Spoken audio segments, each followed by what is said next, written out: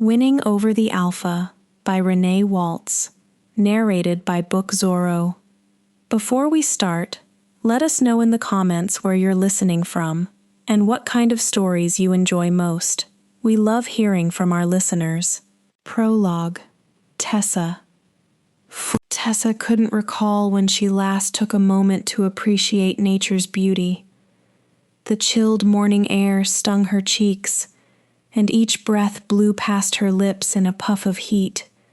She shivered, stuffing each hand into the fleece-lined pockets of her coat, and looked toward the horizon from the balcony of her bedroom. Radiant tendrils of light began to weave through the dark clouds, rousing birds from the comfort of their nests. Winter had been harsh, with snowstorms hiding any hint of spring during the shortened daytime hours.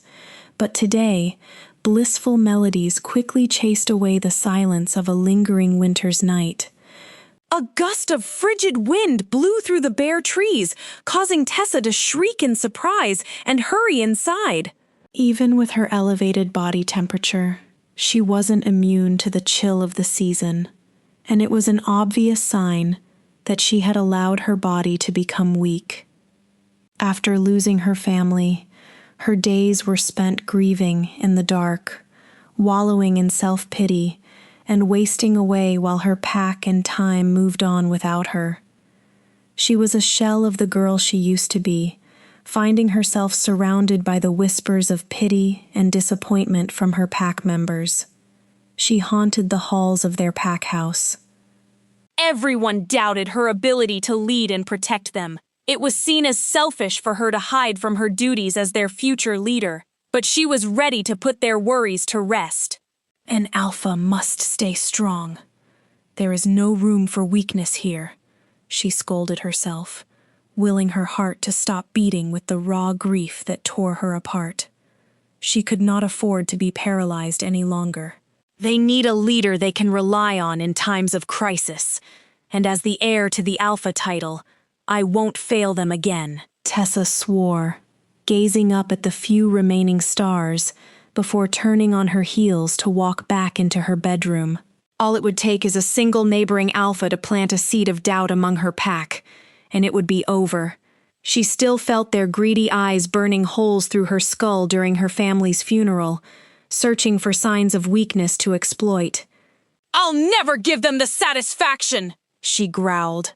"My father's legacy will live on, and strength is the only way." She spoke the words aloud for any lingering souls to hear, and a gentle breeze caressed her skin. The chill in her veins was chased away with a comforting warmth. The sensation felt foreign to her, but it was the fuel she needed to set her perfect mask. Tessa wiped away the few tears that had fallen from her eyes and stalked to her full-length mirror. Her eyes were swollen and red, a harsh contrast against her hazel hues, while her honey-blonde hair was neatly set in a ponytail.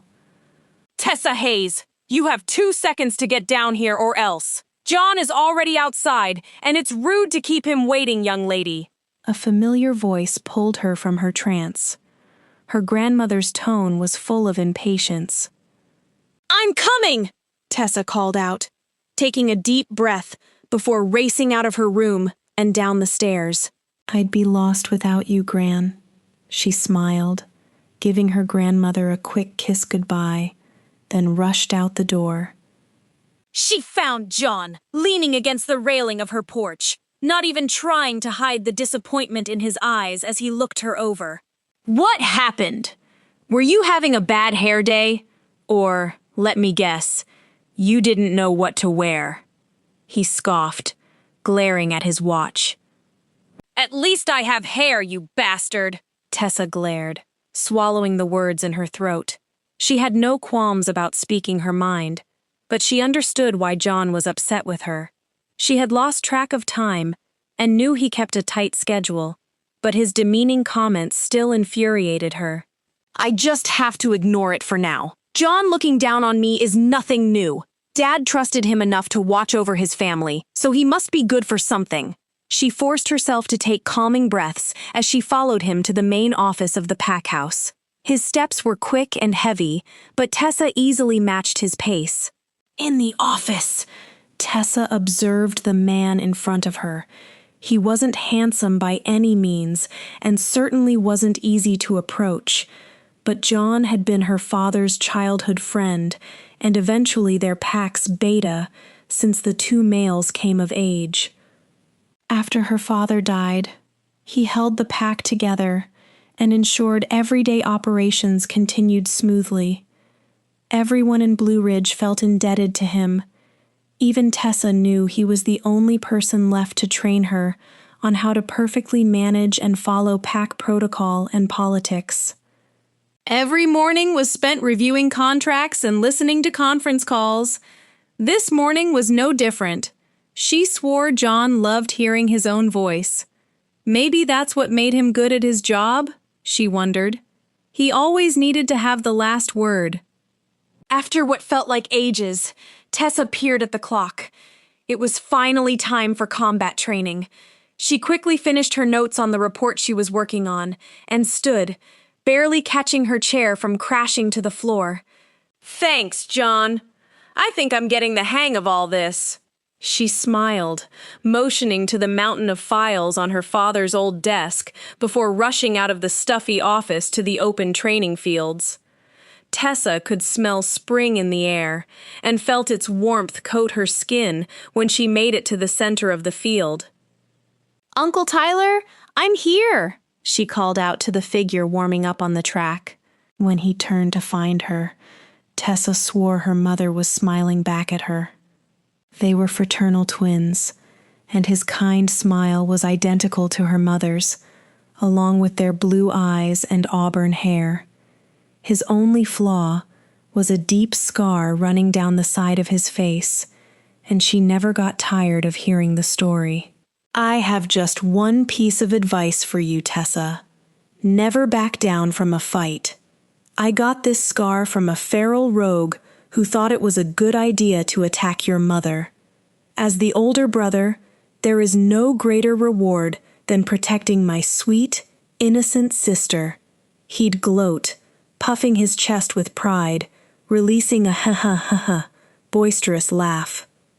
First of all, you're older by 10 whole minutes. And second, I seem to remember that fight a little differently. I'm pretty sure I was the one rescuing you, Tessa's mother teased, enjoying the opportunity to take her brother down a peg.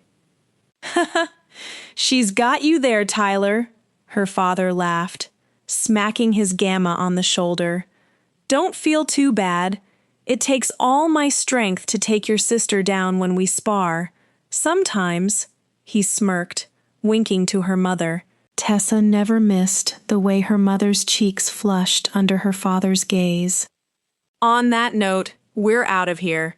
I don't need to hear this, and Xander is waiting, Tyler gagged, scooping Tessa into his arms before rushing out of the room to the training fields. Training together had become their routine ever since, and she was always happy to spend time with her cousin. Being a Gamma's son meant his strength rivaled her own at their age, and Tessa always welcomed a challenge. "Keep your guard up, or you'll find yourself running laps around the border until morning," her uncle roared, clipping Tessa with a right hook to the jaw. The force sent her skidding across the ground, knocking the past right from her thoughts. She knew he held back on account of her being distracted. "Idiot," she growled, pounding the dirt. She couldn't afford to lose focus. Tessa wiped the blood from her lip with a smile, her teeth stained with a slight tinge of red, and charged ahead. Today is the last time I'll be knocked to the ground, she thought, channeling her mother's strength. Chapter 1. Tessa. A few years passed, and Tessa found herself in the midst of another lecture over dinner with her grandmother. What do you mean you graduated early? There are only a few months left of school. Aren't you going to miss seeing your friends? Her pale blue eyes were wide with confusion, and her plate of food remained untouched. Tessa sighed, rubbing her eyes at the thought of friends. Her grandmother didn't see how Tessa's aura intimidated her classmates. As her strength grew, everyone began avoiding her like the plague, and she didn't care one bit. Their behavior proved she was another step closer to reaching her alpha potential. Gran, I'm not interested in spending time with girls my own age. The only wolves I need at my side are my beta and gamma. I have more important things to worry about than the latest fashion trends or who kissed who behind the bleachers. Tessa gagged, refusing to meet her grandmother's eyes. This was the best decision for everyone. Why are you always trying to rush through life? You should be enjoying your youth, not locking yourself away in an office or continuing to throw fists with warriors in the mud. Her grandmother growled, clenching the fork tightly in her hand. Tessa knew the conversation would go nowhere fast. Her grandmother was the Pax Luna for many years, and she was used to getting her way, but nothing she'd say would change the fact that Tessa was finally done with high school. Her counselor even set her up with online business and accounting courses through a college he attended. Every decision was made with her Pax's future in mind, and her Gran would just have to accept it. You worry too much, Gran. I promise everything will be fine in the end. Tessa sighed, walking around the table to kiss the top of her grandmother's head. But, if you'll excuse me, I have some warriors waiting to be thrown in the mud, she chuckled, running off to the youth training fields, dodging the smack Gran aimed for her arm. She arrived at the fields feeling enlightened and ready for change. She took her place at the front of the formation. It was her first class training the younger children who were starting their warrior classes. They never started this young, but that changed today. It all starts here, she thought as she met each child's gaze. Some seemed nervous, but they tried to hide it. Others had fire burning in their eyes. Good, they're ready. Listen up! With hard work, Blue Ridge can become the strongest pack in our region. If we achieve that, no one will dare challenge us. We'll use our reputation as our first line of defense, but we'll need the skills to back it up. Can you protect this pack? She challenged the children who watched her with wide eyes. Tessa watched for signs of uncertainty, but their expressions now burned with excitement, and the atmosphere buzzed with anticipation. When the wind blew, she swore she could sense her younger brother among the group of children. I wish you were here, she thought, recalling his face etched with the same excitement as the kids before her, and it was all the encouragement she needed. The new classes quickly caught her pack's attention, and Tessa was surprised to find men and women of all ages joining them for training. I'll allow you to stay if you're determined to learn how to fight and defend yourselves. Can you meet your future alpha's expectations? She tested the crowd. We will! Everyone cheered, bowing their heads in respect. And after a year of training, her members reached a level of skill she never dreamed was possible. I guess you weren't wasting your time after all, John huffed his jaded approval. But not even his attitude could smother the flame burning in Tessa's heart, and it continued to burn hotter with each accomplishment she made. During their annual training events with neighboring packs, Tessa loved watching her opponents limp off the field, some needing to be carried. Serves them right for underestimating me. She was 17 now, and many males believed she'd be weak, since she hadn't made the connection with her wolf, but she didn't need to shift to defeat them. The main point of her training regimen was for her and her pack members to be strong enough to defend themselves against a wolf in their human form.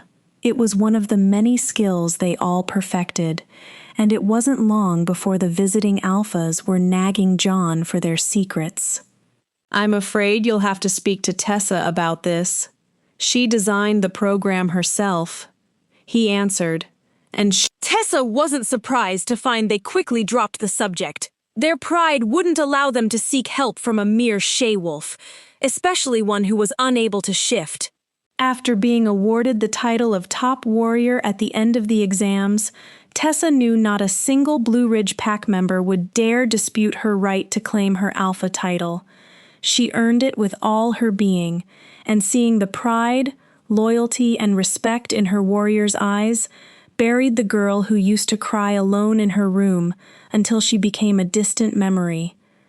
The competition was grueling, but the ball her grandmother planned was the most challenging event of the night.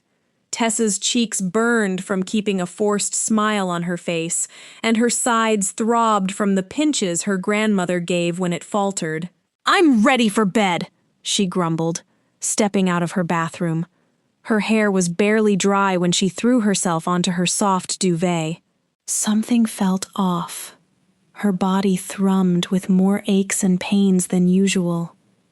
She slowly inched her way up to her pillow, lying flat on her face when voices filled her room.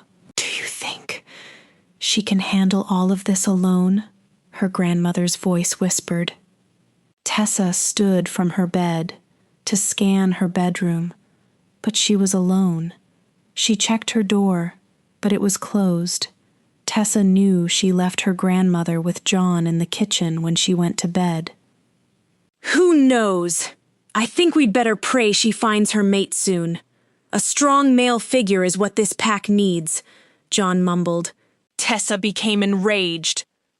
A red haze flooded her vision as she marched to her door. She reached for the knob, ready to rush downstairs and finally rip into John, when the metal knob crumpled like paper in her hand. "What the hell?" She examined her palm, but there was no sign of injury. Then she caught a glimpse of her reflection in the mirror. Her dark hazel eyes shone bright with flecks of amber flickering throughout her irises.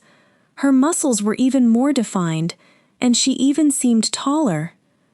Her observations were suddenly disturbed by an intense urge to be outside, and Tessa found herself rushing down the stairs and out the back door, past her worried grandmother. A gorgeous full moon hung low in the sky, and its light flooded the landscape with a soft, cascading glow. The air thrummed with a familiar sense of warmth and peace, and Tessa couldn't resist reveling in the sensation, until a bone snapped in her shoulder, and searing pain engulfed her body. Tessa swallowed her agonizing screams. "An alpha must be strong," she repeated in her mind like a prayer. She felt her grandmother and John rush to her side, both shouting words of encouragement and comfort, but Tessa couldn't hear them over the sound of her bones still breaking and blood rushing in her ears like a storm. Her vision soon blurred as she fell face first into the ground. When she finally opened her eyes, Tessa saw the world in a new light. Her body was sore as she stood tall, on 4 legs. "Finally!" she cheered, digging her new claws into the dirt and shaking out her fur. She felt a pleasant connection with the earth, and the need to run was calling to her. Before taking off for the woods, Tessa felt a presence at her side and found John looking over her enormous, towering frame. He seemed surprised by her size. "Do you think I need a male now, John?" she growled to herself, hoping he'd learn to hold his tongue from now on.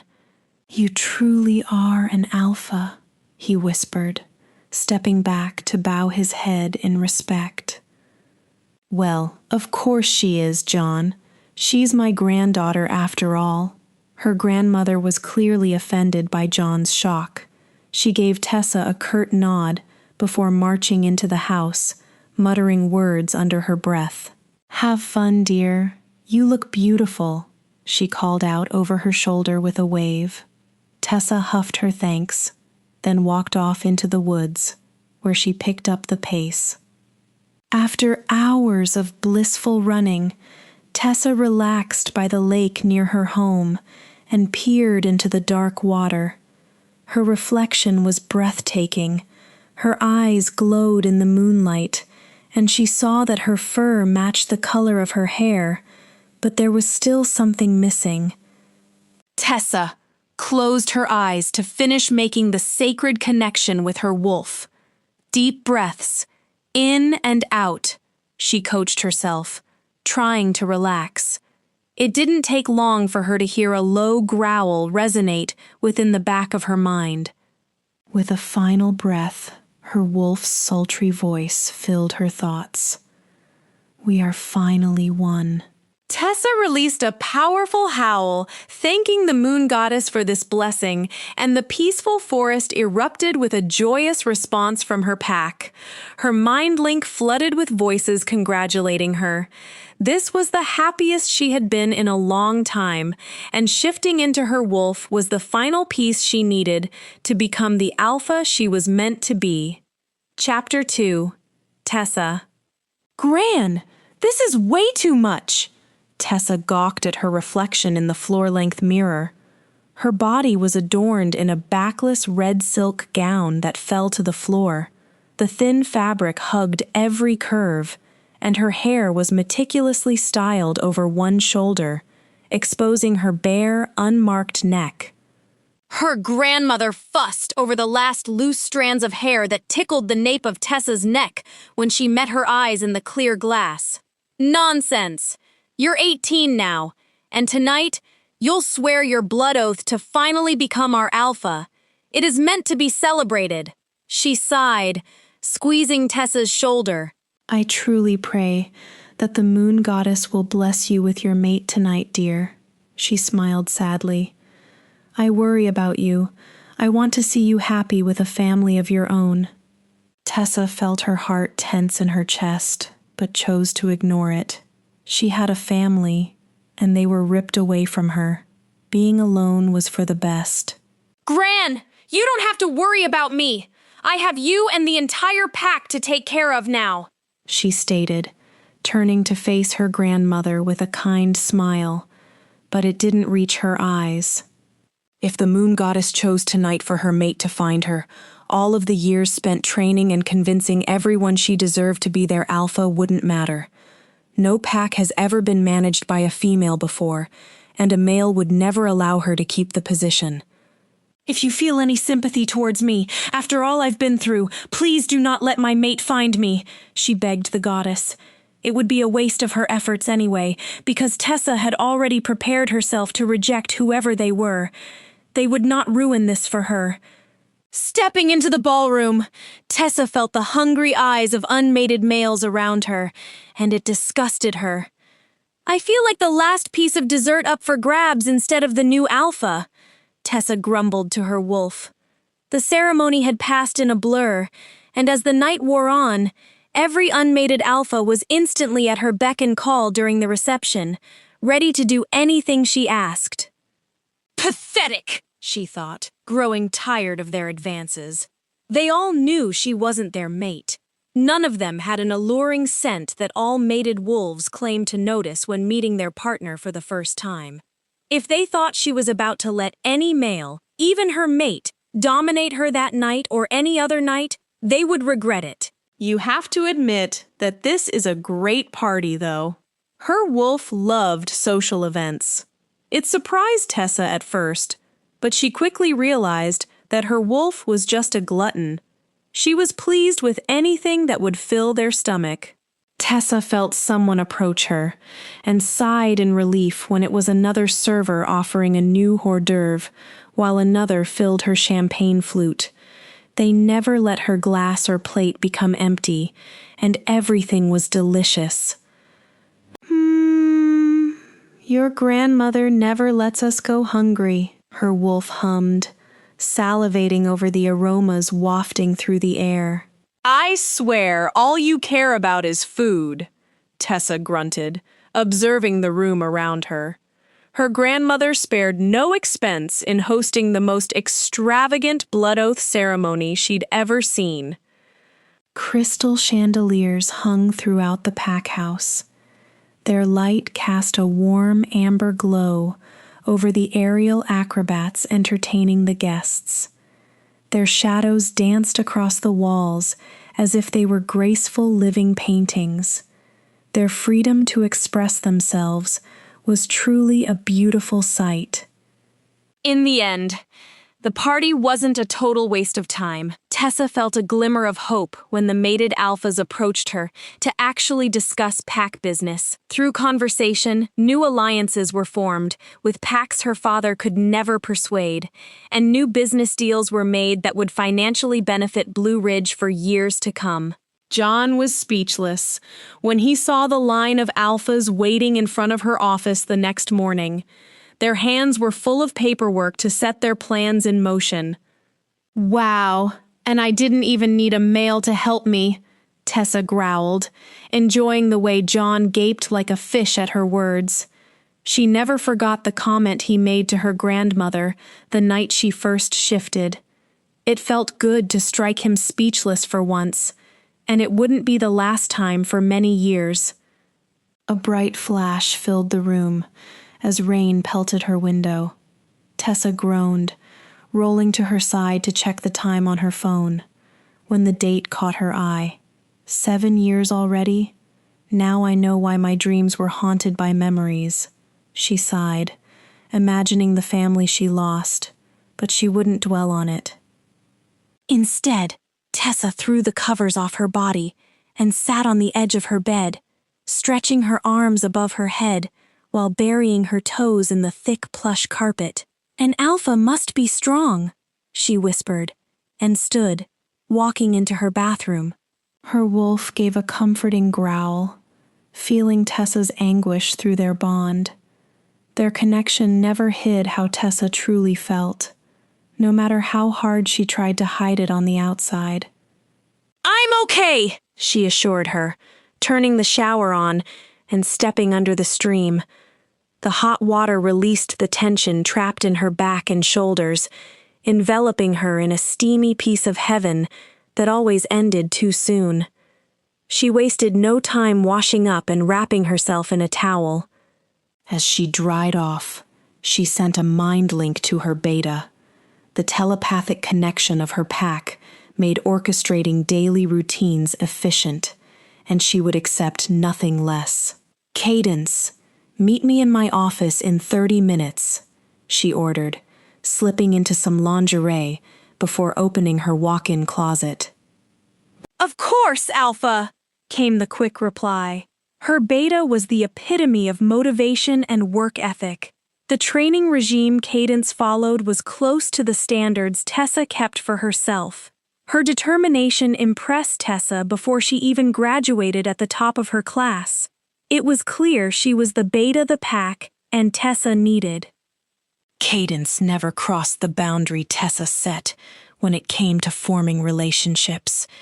Keeping a strict separation between work and the personal lives of her pack members was the only way Tessa could guarantee she'd have no weaknesses, much to her grandmother's dismay. She still dreamed of the day Tessa would find her mate.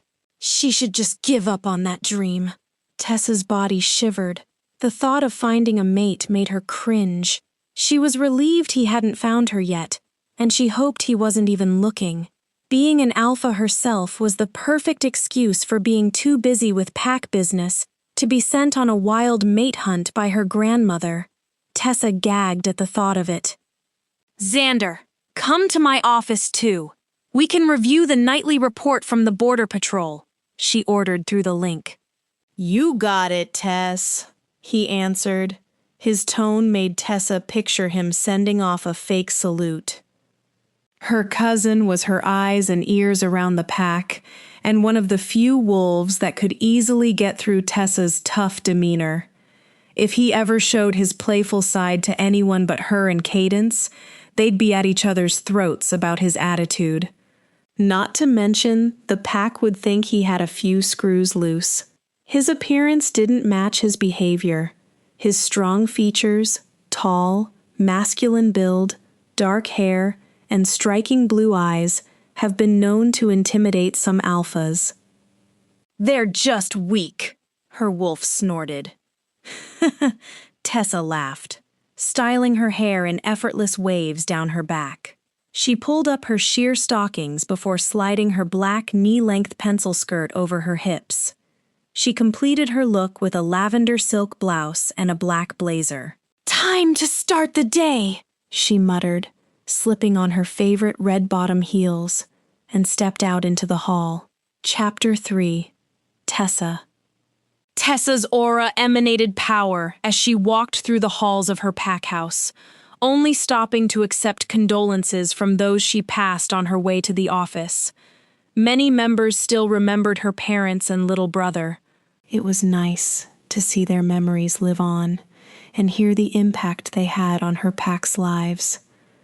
When she reached her office, Tessa opened the door to find Cadence waiting for her. It wasn't a surprise that her beta was early. As usual, her chocolate-brown hair was pulled into a tight ponytail, and she wore a pristine pantsuit with black flats. Her green eyes glowing, eager to get down to business, as she stood from the couch. "Good morning, Alpha. I already met with the night patrol, and everything went smoothly. Not a rogue in sight," she explained, giving Tessa a kind smile. Tessa nodded curtly, motioning for Cadence to sit back down. "That's great. We're just waiting for Xander. He'll be here any minute," Tessa replied as she began sorting through files on her desk. Moments later, Xander sauntered in, wearing his casual gym attire. His hair was carelessly brushed back from his face by a light sweat, and his shirt was slightly drenched. "What happened to you? I didn't give you enough time to work up your glam for this meeting," Tessa teased, looking over his outfit. Her cousin's eyes narrowed with a slight smirk playing on his lips. "Apologies, Alpha," he bellowed, bowing deeply with his hand low in front of his body.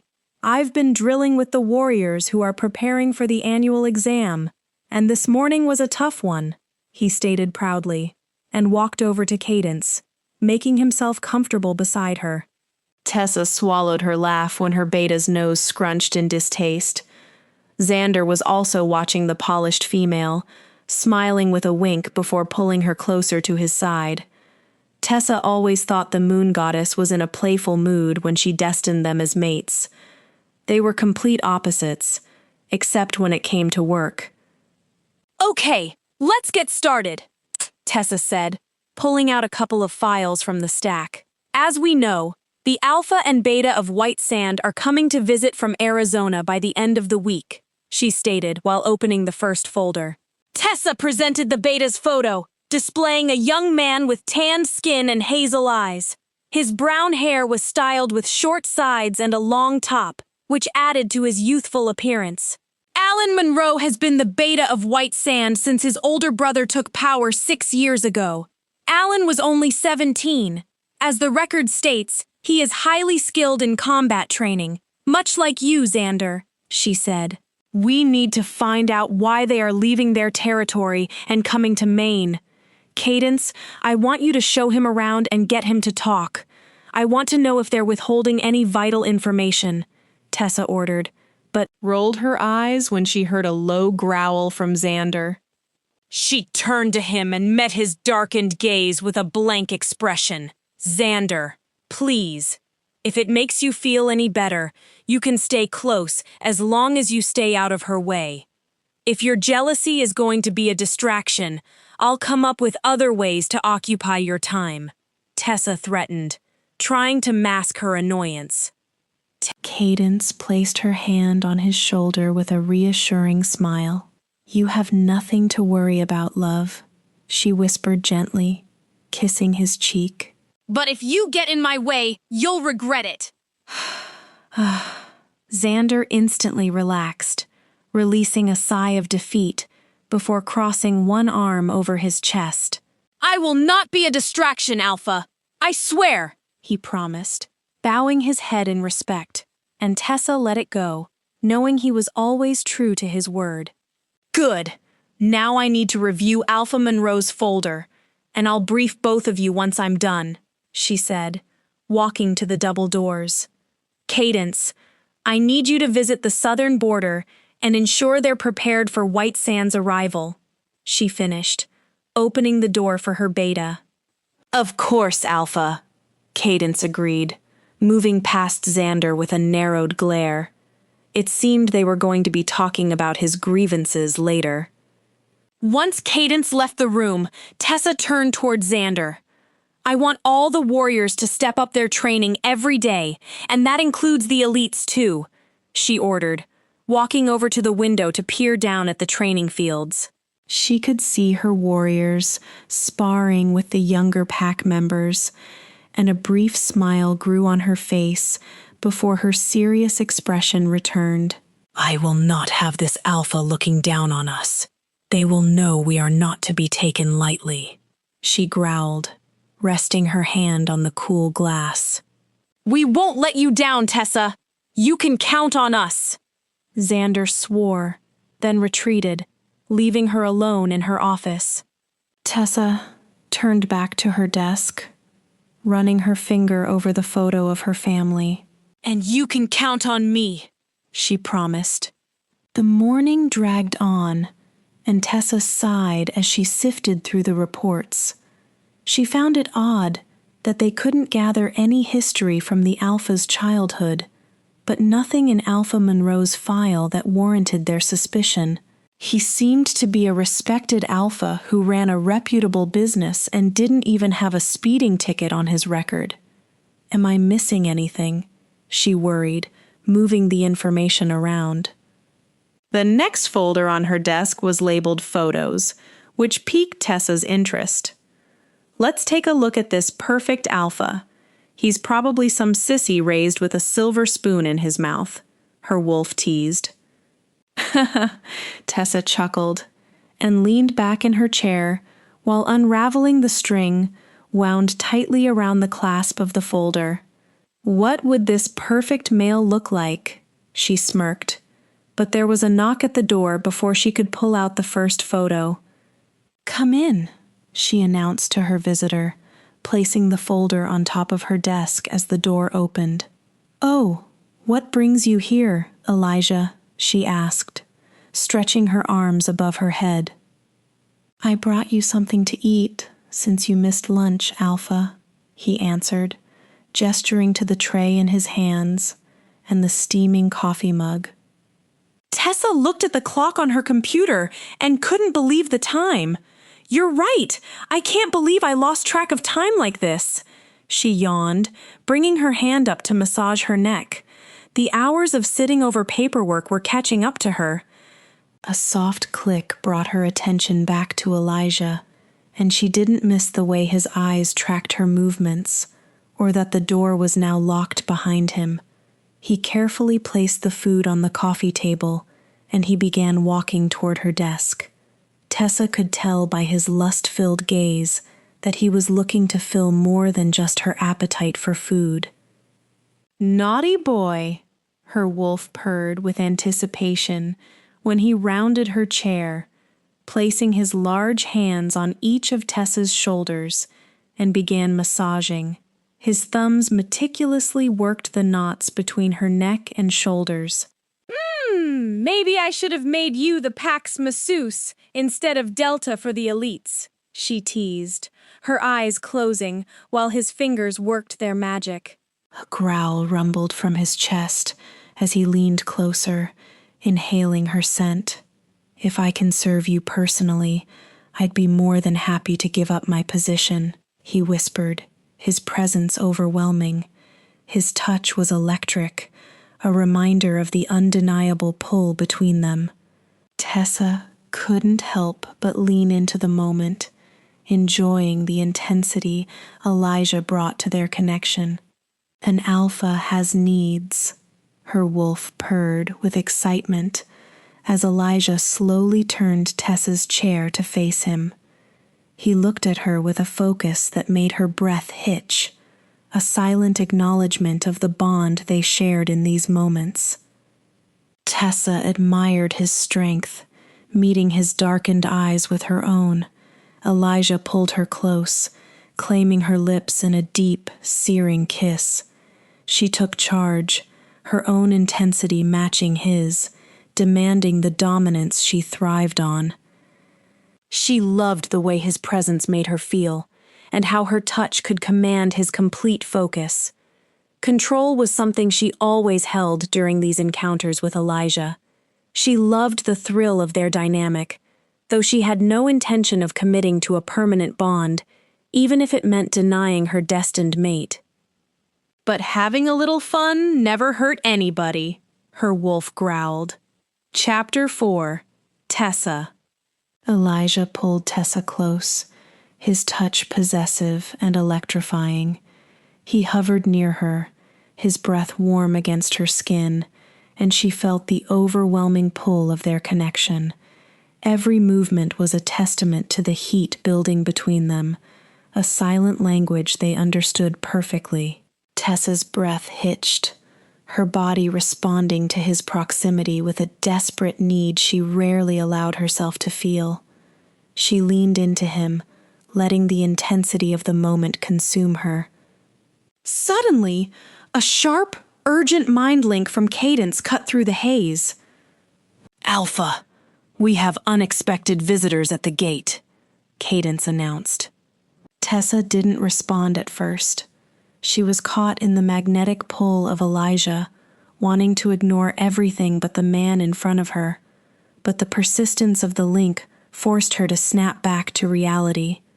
Elijah felt her shift and immediately pulled back, his eyes searching hers with concern. When he saw the flicker of realization in her expression, he stood, his posture shifting instantly from lover to protector. "Alpha, it's the beta of White Sand and a few of their pack warriors," Cadence informed her again. Tessa's eyes snapped open, the haze clearing completely as the gravity of the situation set in. She stood, her body stilling, ready to face the challenge at the gate. They want to deal with you directly. Their alpha is running late, but is close by. Supposedly, there was an emergency which caused their visit to be pushed up, Cadence continued, and Tessa's eyes narrowed with suspicion. "Just wonderful," she mumbled to herself, her eyes fogging while her mind linked with Cadence. "Tell Beta Monroe that I will be there shortly. They must not have phones where they come from," she added sarcastically, pulling her ripped tights off and adjusting herself. "Have them go through the screening protocol.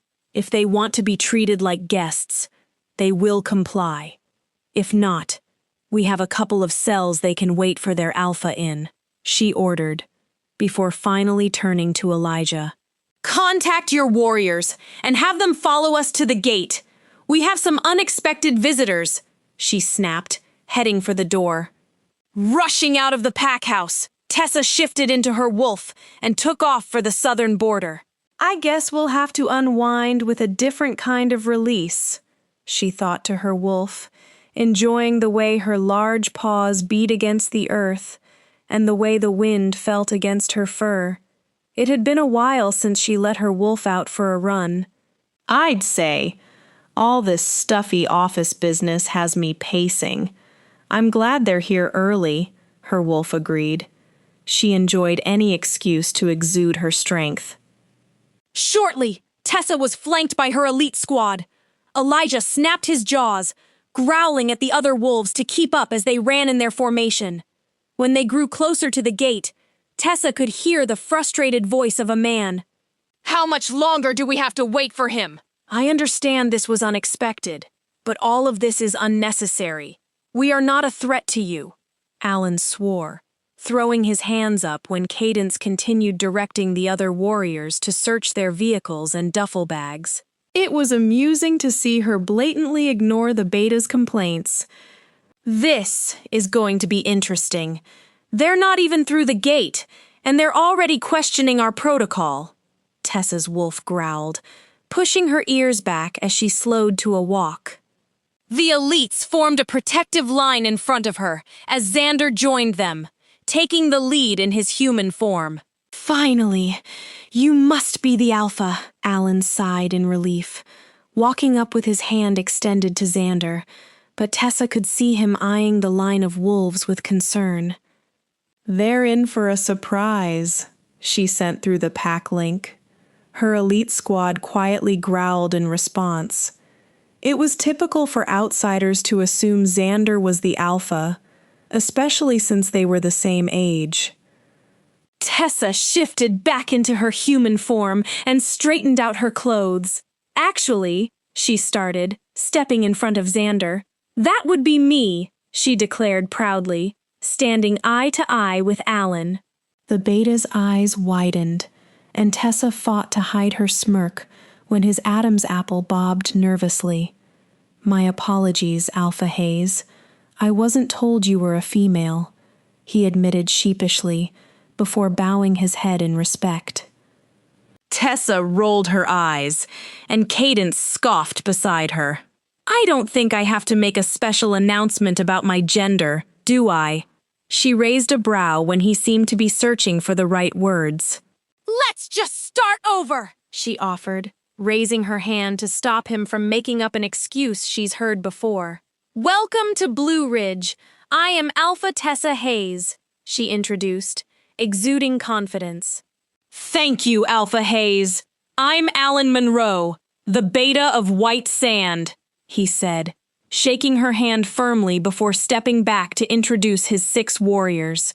They were eyeing up her squad, who now stood behind her in human form. She was proud, knowing they gave off a strong sense of intimidation, warranting a watchful eye.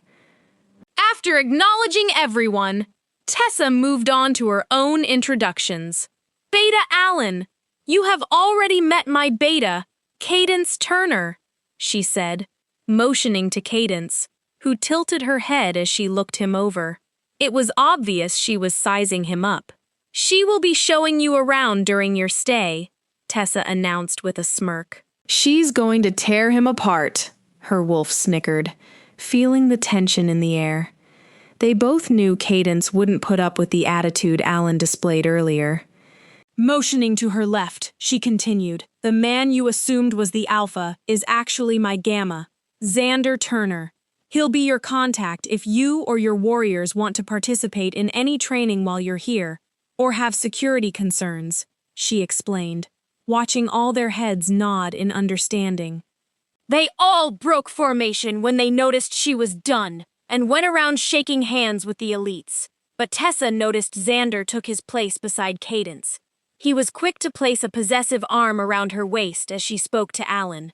The sight and thought of someone ever hovering over her like that made Tessa internally gag. In time, everyone seemed to quickly get along, and the atmosphere began to lose its tension.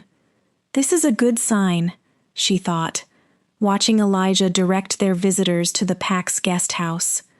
When he noticed her watching him, he sent her a wink. "Delta, this isn't the time or place," she snapped through their mind link, and he quickly returned to what he was doing. While everyone got back into their vehicles, Tessa saw Alan walking toward her. "I know our sudden arrival came as a surprise, but thanks for taking us in," he said gratefully, bowing his head in respect. Tessa was about to respond when a dark Jeep pulled up to the gate, catching their attention. "It's about time he showed up," Alan grumbled, heading toward the vehicle where a tall, well-built man stepped out. Tessa could feel her wolf anxiously pacing in her mind, and her senses were suddenly overwhelmed by an intoxicating aroma of citrus and brandy. "No way!" she gasped, her eyes wide with the realization of what was happening. Tessa instantly glared up at the sky, cursing under her breath. "Mom! Dad! I know this has something to do with you," she growled, before her gaze fell back to their newest guest, taking in his impressive build. She audibly gulped when his broad shoulders slowly rose, as if he were taking in a deep breath. Then his head turned to meet her eyes, and Tessa froze under his warm chocolate gaze. Her body instantly heated from the intensity. He looks surprised to see us too, her wolf noted, enjoying the way he was looking at them, as if he were removing every piece of clothing she wore. I could get lost in those eyes all day, she continued with a sigh. Tessa forcibly broke their connection when she felt her breathing become labored. That is not the point, you traitor. I am not letting this happen, she declared, turning on her heels to join Cadence and Xander. She hoped they couldn't sense her arousal, but from their questioning glances, they knew something was different about her. Luckily, a White Sand member approached her, postponing their interrogation. Alpha Hayes, he bowed. We are ready to settle in our rooms before the meeting. Do we have permission to leave now? He asked nervously. Tessa nodded, keeping her expression hard. Yes, you can go. Enjoy your stay. Tessa dismissed him, clearing her throat when she saw that Cadence and Xander were still watching her with suspicion. I think everything is handled here. Let's head back, she suggested, trying to avoid their questions. She ran off, shifting into her wolf form, and headed straight toward the pack house. She still smelled her mate and was fighting with everything she had to keep herself from glancing back at him. As the distance grew, Tessa felt calm, but she was dreading their meeting. Chapter 5. Dine In. This is going to take some getting used to, Dine In thought, enjoying the tranquil ride through the thick, luscious green forest. After the chaotic week his pack endured, Dine In felt hopeful that their situation would only improve, until Alan told him how they were being treated at the border of Blue Ridge. Dread began digging a pit in his stomach, souring his mood with each passing mile. If they're expecting us to kiss ass just to win this guy over, it's not happening, he growled, wishing they could have stayed in Arizona, where there was no one to answer to.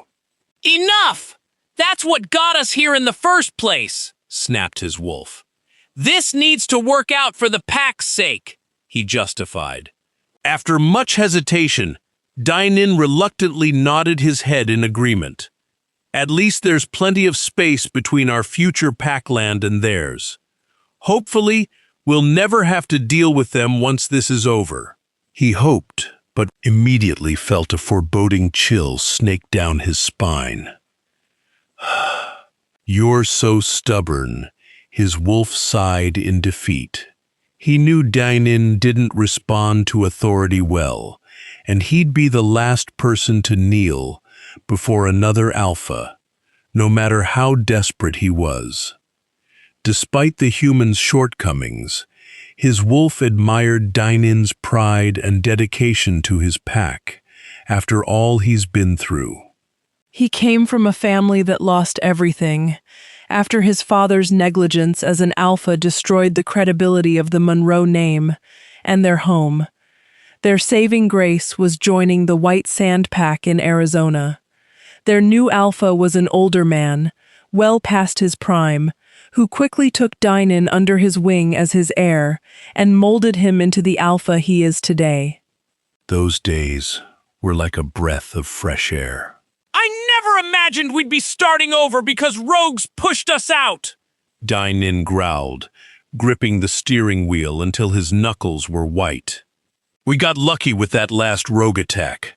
If our warriors arrived a minute later, those families would have been slaughtered, instead of walking away with injuries.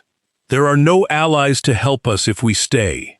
That's why we're here, his wolf growled in frustration. As much as I hate to admit it, you're right. We need this to work because I'll be damned if my father's history will repeat itself, Dine In declared, setting aside his pride. The rogues had executed their attack with precision, as if they had it all planned out. Their synchrony had everyone on edge, and White Sand members feared what would happen next. It was the catalyst that triggered Dine In's meeting with the Werewolf Council. Their only solution was to relocate the pack to a more promising and peaceful area. After addressing all of Dine In's concerns, they settled on a piece of land in Maine. The neighboring packs were close enough to help if there was trouble, but far enough away not interfere with another alpha's business. It was perfect on paper. and everyone voted for a fresh start. But based on Alan's report, it doesn't seem like we're off to a good start. Danin's wolf sighed, prattling on about every worst-case scenario. I get it! I get it! Danin finally snapped, rubbing his temple as he turned up the dirt road that connected his future territory to Blue Ridge. The path was overgrown, but fresh tire tracks were cut through the brush, leading to a wooden checkpoint. The rest of the drive was silently broody, until Danin felt his wolf's attitude begin to perk up. "Someone is feeling positive all of a sudden," he mentioned, taking in the sight of everyone shaking hands and welcoming his men. "I wasn't expecting this," he mumbled. Just get us out of this damn car! His wolf growled, pacing around in his mind. Danin took his time, pulling in to assess the situation. He noticed a tall man who almost matched his build, ordering his warriors to load up their cars and pull past the checkpoint. That must be the Alpha, he assumed, watching the man wink at a woman with her back to him. Witnessing their affection made his wolf growl, but Danin didn't notice. He was too enthralled by the stunning woman in front of him. "Hello, Luna," he muttered in awe, taking in her long, bare legs, strong figure, and beautiful hair. He could feel a strong sense of authority rolling off her, even from inside the car. He noticed she was talking to Alan, who was bowing his head to show respect before heading his way. "Trying to earn brownie points, bro?" Danin judged, rolling his eyes. Alan was known to be a womanizer, whether they were mated or not. After parking the car, Danin got out to stretch. It had been cramped in the Jeep, and he wasn't used to sitting still for so long. When he inhaled the fresh air, a refreshing scent of wildflowers and spring flooded his senses. The aroma entranced him, and Danin found himself watching Alan talk, but he couldn't make out his words. Suddenly, he felt a heated gaze burning holes into his skin, and his wolf was begging him to turn around. With one last deep breath, he turned, and the sight made his heart nearly stop. The woman's beauty put the moon goddess to shame. Bright hazel eyes sent a heat, like no other, throughout his body. He was captivated by her flawless skin and full lips, just begging to be kissed. "She's our mate? I never thought she'd be this far." Danin couldn't believe it. He had been searching for her since he turned 18, and finally, after 6 years as Alpha, he found her. Meeting her eyes, Danin found they were also wide with surprise, but it was mixed with disappointment. He never imagined their first meeting would end with his mate rolling her eyes in disgust before walking away. "I always assumed there would be fewer clothes," his wolf whined, feeling the distance grow between them. "Something like that. What just happened?" Danin wondered, fighting the urge to run after her and stake his claim. Why can't we go after her? She's out mate, his wolf growled. Danin's fists clenched at his sides as he fought his wolf's dominating nature. He couldn't let his instincts win here, not when they desperately needed this alliance to work. His relationship would have to wait. "Dude, are you okay?" Alan asked with a raised brow. "See something you like? If you're staring at Tessa Hayes, I don't think you're her type," he teased. Danin glared down at his little brother, about to answer when he suddenly remembered what he witnessed pulling in. The Alpha winked at her when they pulled in. "Do you think she gave up waiting for us and became this Alpha's chosen mate?" he asked his wolf, leaning against his car door in shock. His wolf snarled at the thought. and 𝑷������💂 snuck another glance in her direction. Another breeze carrying her scent left him entranced until he saw the alpha standing too close to her for his liking.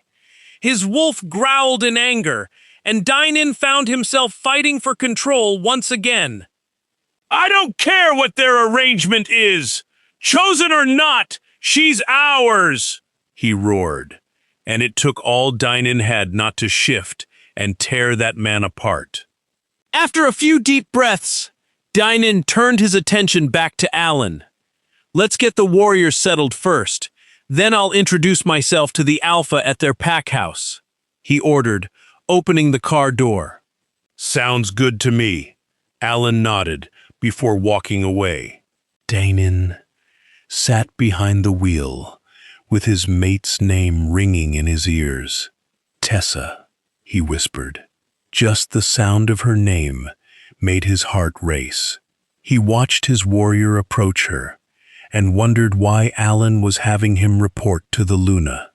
Doesn't the pack's Luna normally coordinate these things? His wolf wondered, but 𝑷������💂 wasn't sure. He just watched her nod, her gorgeous hair shining in the sunlight, and her shoulders relaxed with relief before she ran off and shifted. Chapter 6. 𝑷������💂. Alan took his place in the passenger seat of 𝑷������💂's Jeep before the group took off through the gate. He was oblivious to the turmoil writhing in 𝑷������💂's stomach. The thought of his mate being with someone else left him feeling anxious, but keeping Alan in the dark was for the best. His brother was known to speak before thinking, and they needed to stay on the alpha's good side until they were cleared to move next door. Since leaving the border, they drove past immaculate working farms and soon found themselves in the middle of a modern town. It was clear that the town was carefully planned to work with nature rather than against it. Even the trees were used to separate each developed area. The hard-packed streets were lined with walkways, leading to various storefronts, theaters, and restaurants. The sidewalks were bustling with families going about their daily routine. Some residents eyed the vehicles with suspicion, but they didn't seem concerned. Continuing to the outskirts of town, a lodge-style pack house was built on top of a cliffside, with a clear view of the town below. Its center peaked above 3 floors, with vast floor-to-ceiling windows, and a porch built along the front of the building. The deck was adorned with seating and fireplaces, where more pack members were socializing while children played in the fields. This was the only place 𝑷������💂 noticed the trees had been cleared and replaced with mowed fields, a few tracks, and grandstands on the far side of the property. 𝑷������💂 tried to be indifferent about the beauty of it all, but he couldn't deny that it was a sight to behold. It was so different from the barren plains and random peaks that his pack was used to. He began to wonder how they would adjust to this new environment. They'll love it. We'll all be able to run and live freely here. Look at what Blue Ridge was able to build, his wolf assured him, and 𝑷������💂 knew he was right. The chance of being discovered by humans was slim this far in the forest, and Blue Ridge proved there was potential to live comfortably. 𝑷������💂 waited for the cars ahead to pull into the driveway of the rustic mansion, but they continued down the road, passing private homes and more trees. They drove for a few more minutes until the leading cars turned up a long hidden driveway, being led by a tall black wolf. The road led to a 2-story French colonial surrounded by a breathtaking garden. Not an inch of this land had been neglected. It almost seemed a bit obsessive. Shaking the thought away, 𝑷������💂 exited his vehicle and watched the wolf shift back into a man. He was waiting for them at the double doors, blatantly watching their every move as they unpacked their bags. Alan was the first to break the silence. Alpha Monroe, this is the Gamma of Blue Ridge, Xander Turner, he introduced when they approached him at the door. Xander extended his large hand, and they exchanged a strong handshake. "Nice to meet you, Alpha Monroe," he responded with a serious expression, and no small talk. It's nice to meet you too. We appreciate you taking the time to escort us here. Your pack's property is impressive. Dine-In raised a brow when Xander stayed silent. It was obvious the Gamma was arrogantly judging him. Is he looking to start a fight? Danin's wolf growled, making their grip tighten on Xander's hand, but he didn't seem to notice or care. Instead, the Gamma released his hand and turned to swing open the doors. Dine-In glanced to Alan for an explanation, but his brother merely shrugged. "Don't take it personally.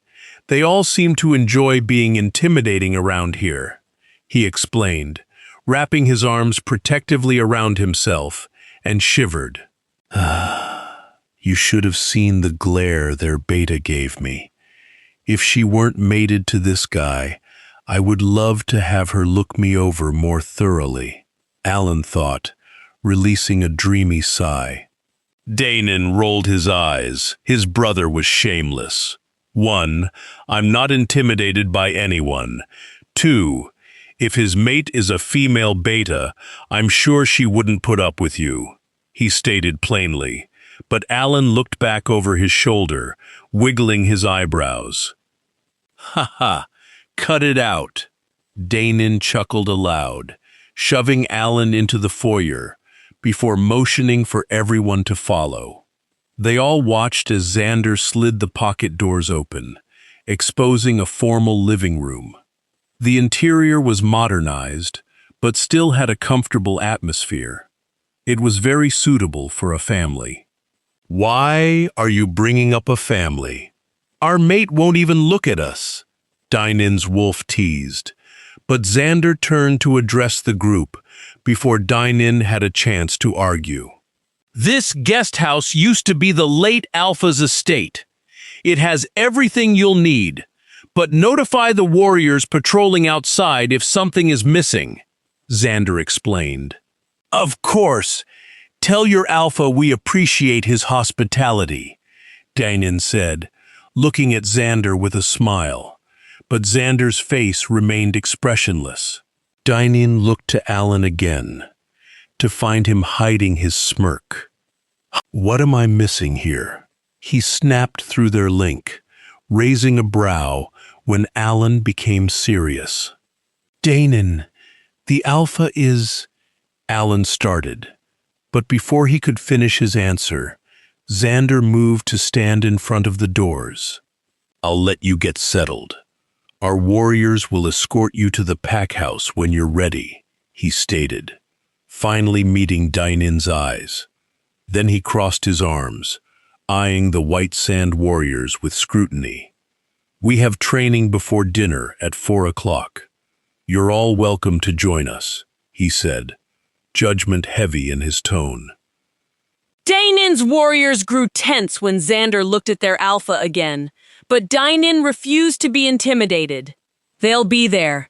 I'll even join you if the meeting ends early enough, he proudly replied. Xander nodded, seeming satisfied with his answer, and left. The sound of the heavy closing doors echoed throughout the house. Alan placed a hand on Danin's shoulder and let out a low whistle. That was intense, bro. I have a lot to fill you in on, he said, while pulling his bag over his shoulder and handing Danon his. For now, let's go find our rooms. Everyone else already left to call dibs. He called back, leaving Danon alone and confused as he rushed up the stairs. I don't like being left out. Get your ass up there and find your brother, his wolf demanded, and with that, he took off up the stairs after Alan. Tessa! Tessa! Tessa sat behind her desk, watching Cadence pace the room. Her steps were heavy, each one leaving a mark in the area rug. She'd pause, pursing her lips, waiting for Tessa to talk, and then continued her march when she remained silent. We'd better get this over with before she combusts. It's not like our problem is going away anytime soon, her wolf huffed, earning an internal glare from Tessa. You don't have to remind me, she snapped, awkwardly clearing her throat to get her beta's attention. Cadence froze immediately and turned to face her. Is there something on your mind? Tessa asked, carelessly sifting through random sheets of paperwork. She wasn't looking forward to this conversation, but Xander already demanded answers after her strange behavior at the border. Tessa knew he wouldn't keep her secret from his mate. Now the office was quiet, with an alpha who was in denial and their beta who was fuming. I don't know. Maybe the fact that your mate is on his way to our guest house and he's the alpha of the pack moving next door? Her teeth were clenched as she fought to control her volume. She was conscious of their pack members walking in the hall, and this was news that didn't need to be shared so soon. Tessa rolled her eyes and sat back in her chair, defeated. It wasn't often that her beta lost her composure, and she needed to put her mind at ease. Cadence, it doesn't change anything, she defended. You know I have no interest in a mate, and we don't need a hot-headed alpha male running around here and ruining things. It would only be a distraction, Tessa argued, hoping this was enough to change the subject. But Cadence gave her a doubtful look and began pacing again. Alpha, excuse me for being honest, but I'm not sure you understand how the mate bond works. The moon goddess herself destined the two of you to be together. The bond is just going to get stronger the more you fight it, she explained, stopping to meet Tessa's eyes. You won't be able to win this fight, Alpha, she whispered, with a pleading stare, but Tessa had enough. She stood and walked in front of her desk, taking her place in front of Cadence. Beta Turner, I will handle this my way, she growled. I appreciate your concern, but it's unwarranted advice. Our only priority is to judge whether White Sand is going to be a threat to this alliance or an asset, she said, taking a step closer to Cadence. I will not prioritize my personal business before pack business, Tessa finished, standing tall with authority. Cadence looked away in submission, taking a step back with her head low. Of course, Alpha. I did not mean to overstep, she apologized, before her eyes darkened. Xander said, the guests are settling in and will be on their way shortly. I will go and set up the conference room, she informed, and left the office, not daring a second glance at Tessa. With the door clicking shut, Tessa sighed, collapsing on the couch with an arm over her eyes. Of all the people to move to Maine, why did it have to be my mate? She asked herself. Fate caught up with us, and Cadence might be right. I don't think we can fight this for long. Maybe it would be better if we gave the bond a chance, her wolf wondered, and Tessa growled, sitting up abruptly. No, absolutely not!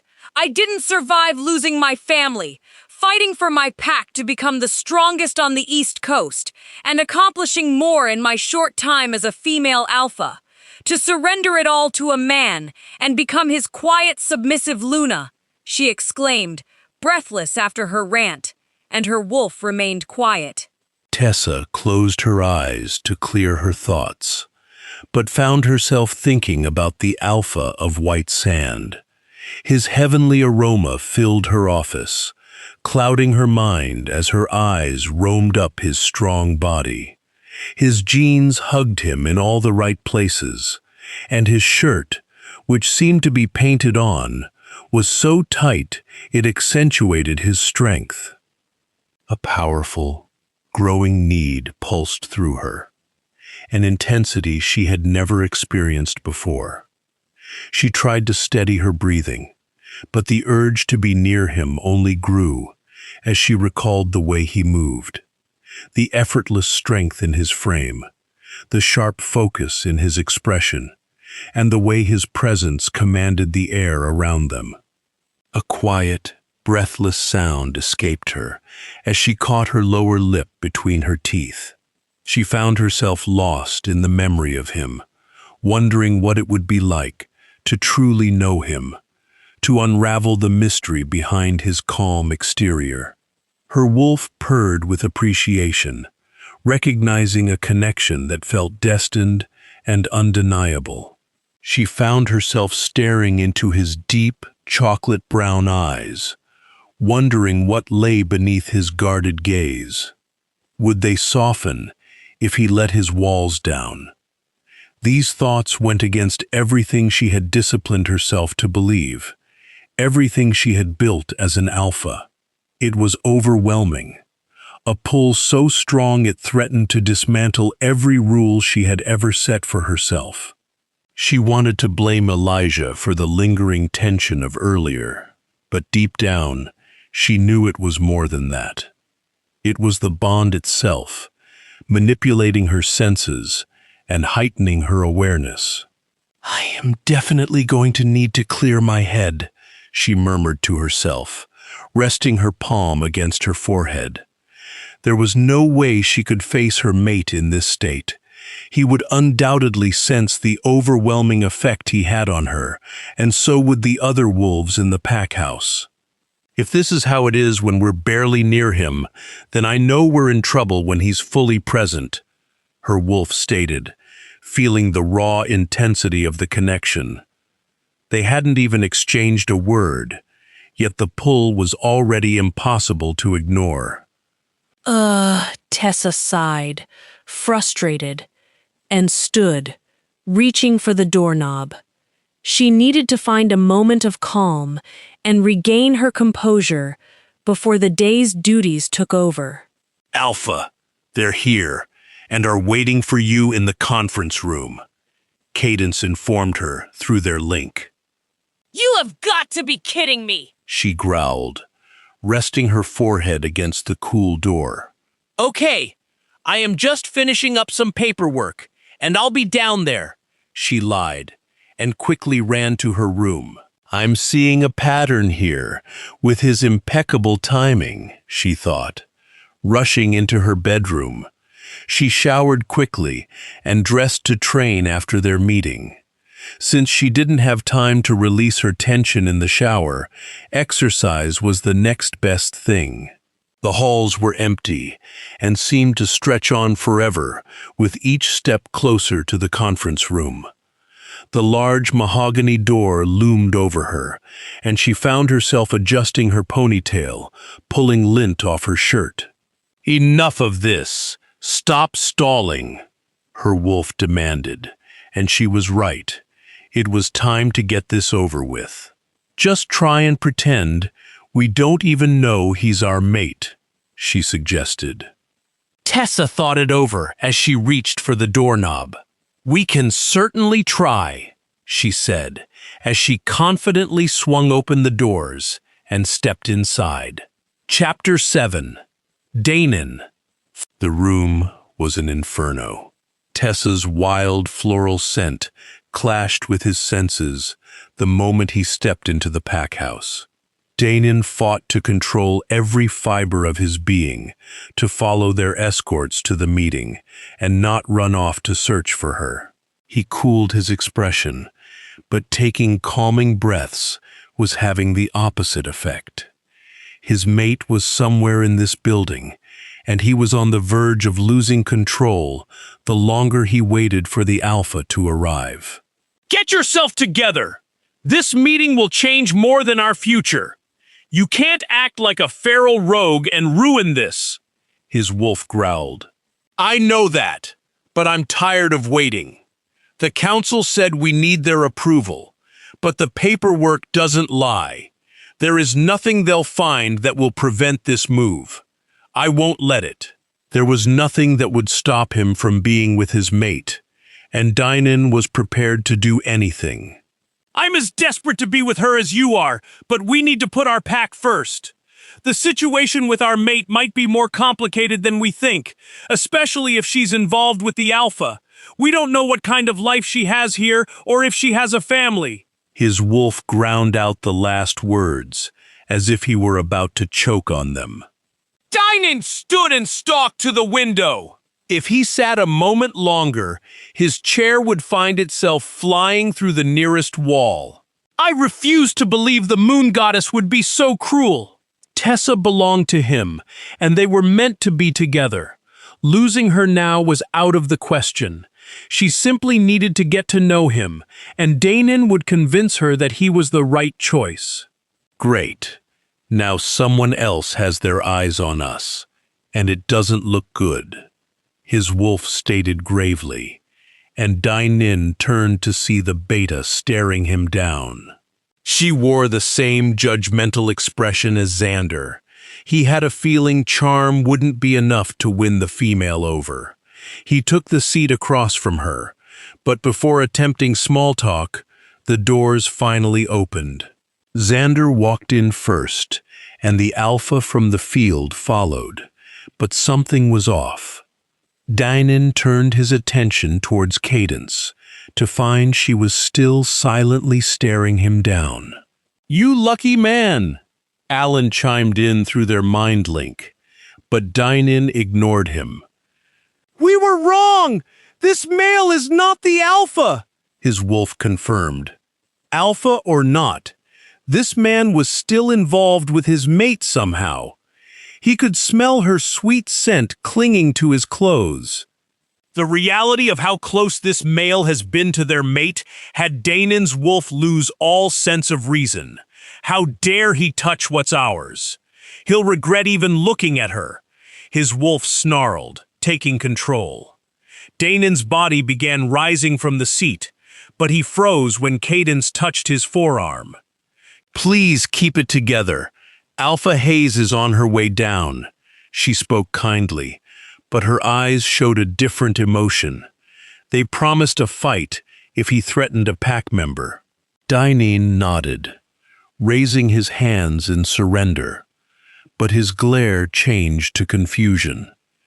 "Did she just refer to their alpha as a female?" he asked, but his wolf was silent. I'll make the introduction brief. That's Elijah. He's our Delta for the elite squad, and part of the council deciding on your pack's move, Cadence explained, bringing 𝑷𝒍𝒂𝒚𝒍𝒊𝒔𝒕 out of his thoughts again. He locked eyes with Elijah, who looked confused by his animosity, but 𝑷𝒍𝒂𝒚𝒍𝒊𝒔𝒕 decided to let it be, for now. Suddenly, his skin rose in goosebumps, and his heart began to race as Tessa's scent became stronger, instantly calming his emotions. The doors swung open, and there she stood in all her beauty. Her bright eyes held a hint of excitement when they met his own, but her full lips formed a grim line.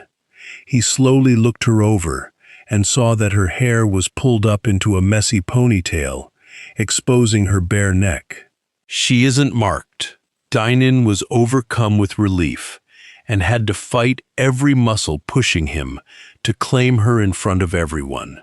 I think you're missing the bigger picture here, his wolf purred, watching her take the seat at the head of the table. 𝑷𝒍𝒂𝒚𝒍𝒊𝒔𝒕 and his wolf growled with satisfaction, admiring her strong figure. They reveled in the power that radiated off their mate. She was the embodiment of confidence, and everyone in the room gave her their attention. Cadence rose, motioning to 𝑷𝒍𝒂𝒚𝒍𝒊𝒔𝒕. "Alpha Hayes, this is the Alpha of White Sand. 𝑷𝒍𝒂𝒚𝒍𝒊𝒔𝒕," she said. And 𝑷𝒍𝒂𝒚𝒍𝒊𝒔𝒕's eyes grew wide with surprise once more. It's about time you caught on, his wolf sighed, obviously embarrassed by Danien's stupidity. Now it all makes sense. The pieces finally fit together, and Danien now saw his mate with a fresh pair of eyes. Both he and his wolf couldn't have been more turned on. He couldn't help but stare at her while she motioned everyone to sit. He hadn't realized everyone even stood.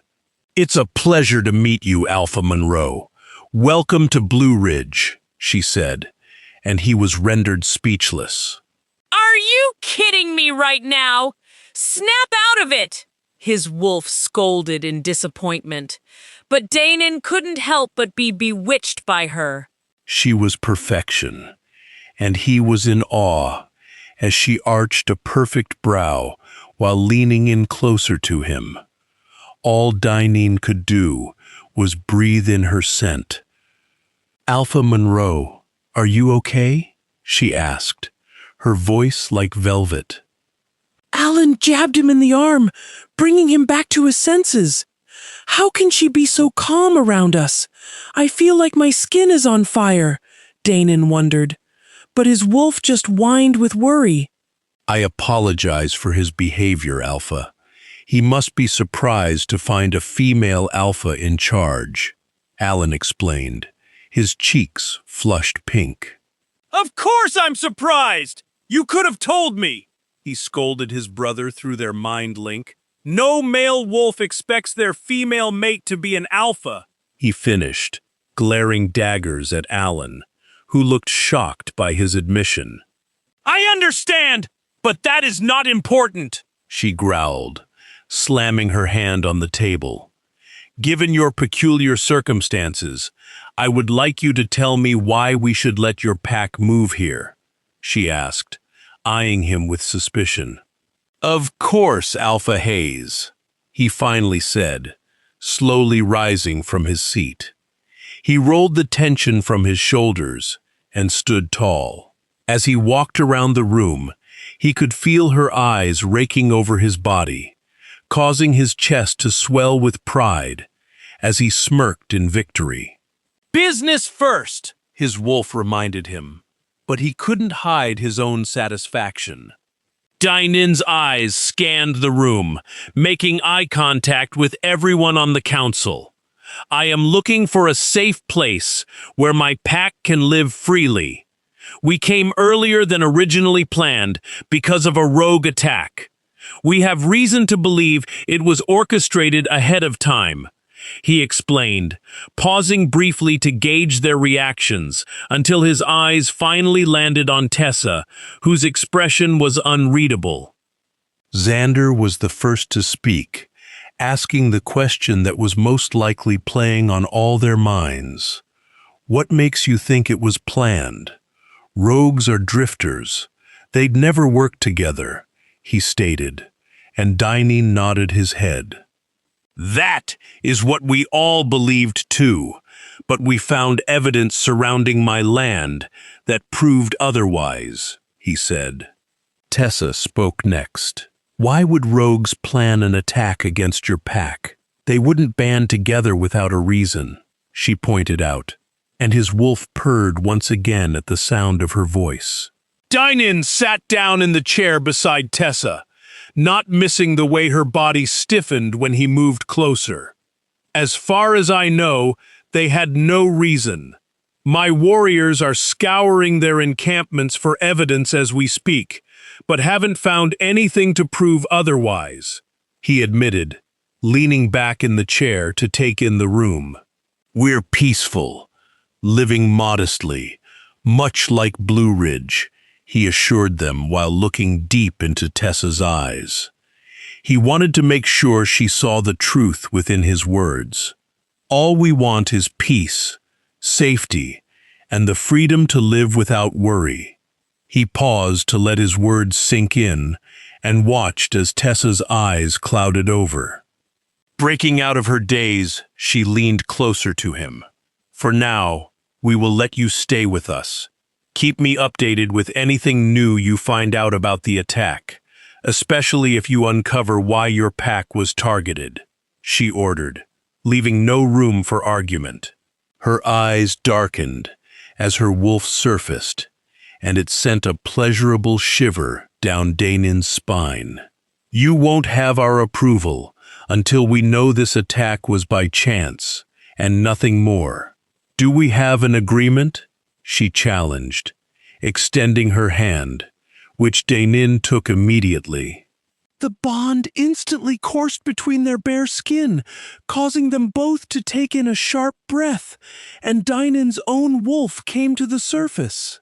"I'd make the same call, so I agree to your terms," he promised, moving his hand to rest on her leg, forgetting they were not alone. Tessa retreated, breaking their eye contact. "Great. Then this meeting is over. You are all free to go," she said, and everyone began to depart, but Dainin remained seated. He knew the next steps she wanted to take with his pack, but now they needed to acknowledge their bond. His chest tightened with concern when the thought of rejection crossed his mind.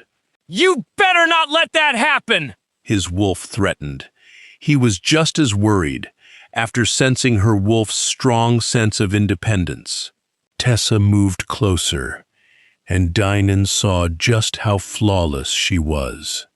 From their proximity, he admired her long lashes and rose-tinted cheeks. Her beauty was making it hard for him to ignore his primal urges. From her cheeks, his gaze dropped to her pouting lips, just in time to watch her tongue sensually run over her bottom lip. "Alpha Monroe, the meeting is—" she began, but he interrupted her, not ready for this moment to end. "Please, call me Danin," he said, grazing his hand over her cheek. Light tingles traveled through his fingertips as he moved down her neck, where his mark should be. His eyebrows drew together in disappointment when she leaned away, instantly missing the way her skin felt under his touch. She stood, her hazel eyes looking down at him with a cold expression. "Alpha Monroe, as I was saying, the meeting is over, and it's time for training," she said, then began to walk away. Danin panicked, grabbing her wrist and pulling her back into his chest. He encircled her waist in his arms and couldn't stop himself from grazing his nose over her neck, inhaling her sweet scent once again.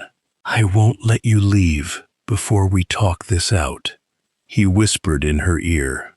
He could feel her body relax, leaning into him as one of his hands moved up her bare arm. However, when he pressed his lips to her marking spot, she seemed to break out of her trance and quickly broke free of his hold. She released a growl of outrage and was behind him before he could make sense of what was happening. She took his wrist and bent his arm behind his back while forcefully pressing him face first into the table, with a force so powerful it knocked the wind out of him. Tessa held him down, stretching her body over his so her lips could reach his ear. "Never do that to me again!" she spat harshly, but Dainin was thrilled. "You may be my destined mate, but I am still an alpha and your equal. Don't think a moment of your charm will cause me to lose my control and follow your orders so freely." Her voice dripped with malice as she pushed herself off him, letting her wolf surface. "You'll need to work a lot harder than just telling me your name, Dainin, if you ever want to mark us." And with her last words, she left him in silence. He slowly stood from the table, watching the door behind her. Many males would feel the need to assert their dominance over a female like that, but the large bulge in his pants proved otherwise. He wanted to dominate her in another way, but he could get used to her being in control. "If you don't follow her, I will shift and claim our strong-ass female personally," his wolf threatened. "Oh, don't you worry," he thought, adjusting his pants. "I'll win her over if it's the last thing I do," he swore, leaving the room with a cheeky smile on his face and feeling like he was walking on cloud 9. Chapter 8. Tessa. The slam of the large door echoed throughout the empty hallway, following Tessa as she stormed through the pack house. Her blood raged within her, and it took every bit of self-control to fight the urge to shift. She was grateful that everyone was outside training. Her pack didn't need to see their alpha lose their composure, especially after a meeting with a potential new neighbor. Her face burned as the last 5 minutes ran through her mind.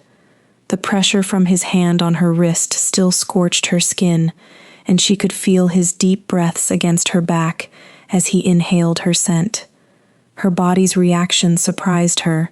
She enjoyed their scents blending together and caught herself actually melting into his touch. But the moment his lips touched her neck, she was ripped from her stupor. This male actually had the nerve to touch her neck so intimately. They just met, and he was already trying to use his touch to control her. He didn't see her as an alpha who deserved respect, but a weak Luna. Someone who'd let her mate's touch sway her into submission, ready and waiting to please him when ordered. Well, that would never be her, and she made that very clear. You'd think the moon goddess would have paired us with someone less shallow, Tessa sighed, stopping to watch the warriors train from the large picture window. Her disappointment grew with each calming breath. She still didn't want a mate, but she had secretly hoped he would have been different. The moon goddess should have known her better. Well, I don't think a 20-minute meeting is enough time to decide. We can only find out if we give him a chance, her wolf murmured, her own emotions conflicting with one another. Give him a chance! The thought disgusted her. Are you ready to roll over for him already? What an obedient female. Tessa wanted the words to hurt, but when her wolf retreated in response, it left her feeling empty. Groaning in defeat, Tessa turned away from the window to press her back against the wall. She never anticipated these feelings would be this intense. Her wolf and the bond were pushing her toward Dynan, while her pride pulled her away. She always imagined rejecting her mate would be easy, but instead, she's hesitating. I'm sorry. It's not your fault, Tessa apologized with a frustrated sigh. She knew her wolf was only trying to help. I can't worry about this now, she muttered, suppressing her emotions to focus on more important things. We need a distraction, she decided, pushing herself off the wall and making a beeline for the front door, knowing exactly where to go. She shifted and leapt from the porch. Her wolf purred, soaking in the warm rays of the sun. She loved being outside. It made her feel limitless, and the fresh air helped her body and mind instantly relax. Her eyes scanned the field, looking over her warriors, and she noticed Xander had increased the intensity of their training. Xander, switch up their fighting styles from standing to groundwork. Human versus wolf. They need to be prepared for anything. She mind-linked him and watched Xander nod in understanding as he ordered half the warriors to shift. Then, she noticed Cadence was sprinting with the elite squad. It was a larger group than usual, and she was surprised to find White Sands Beta and their warriors had joined them. Tessa's wolf huffed a laugh. I think their Beta has a different motive.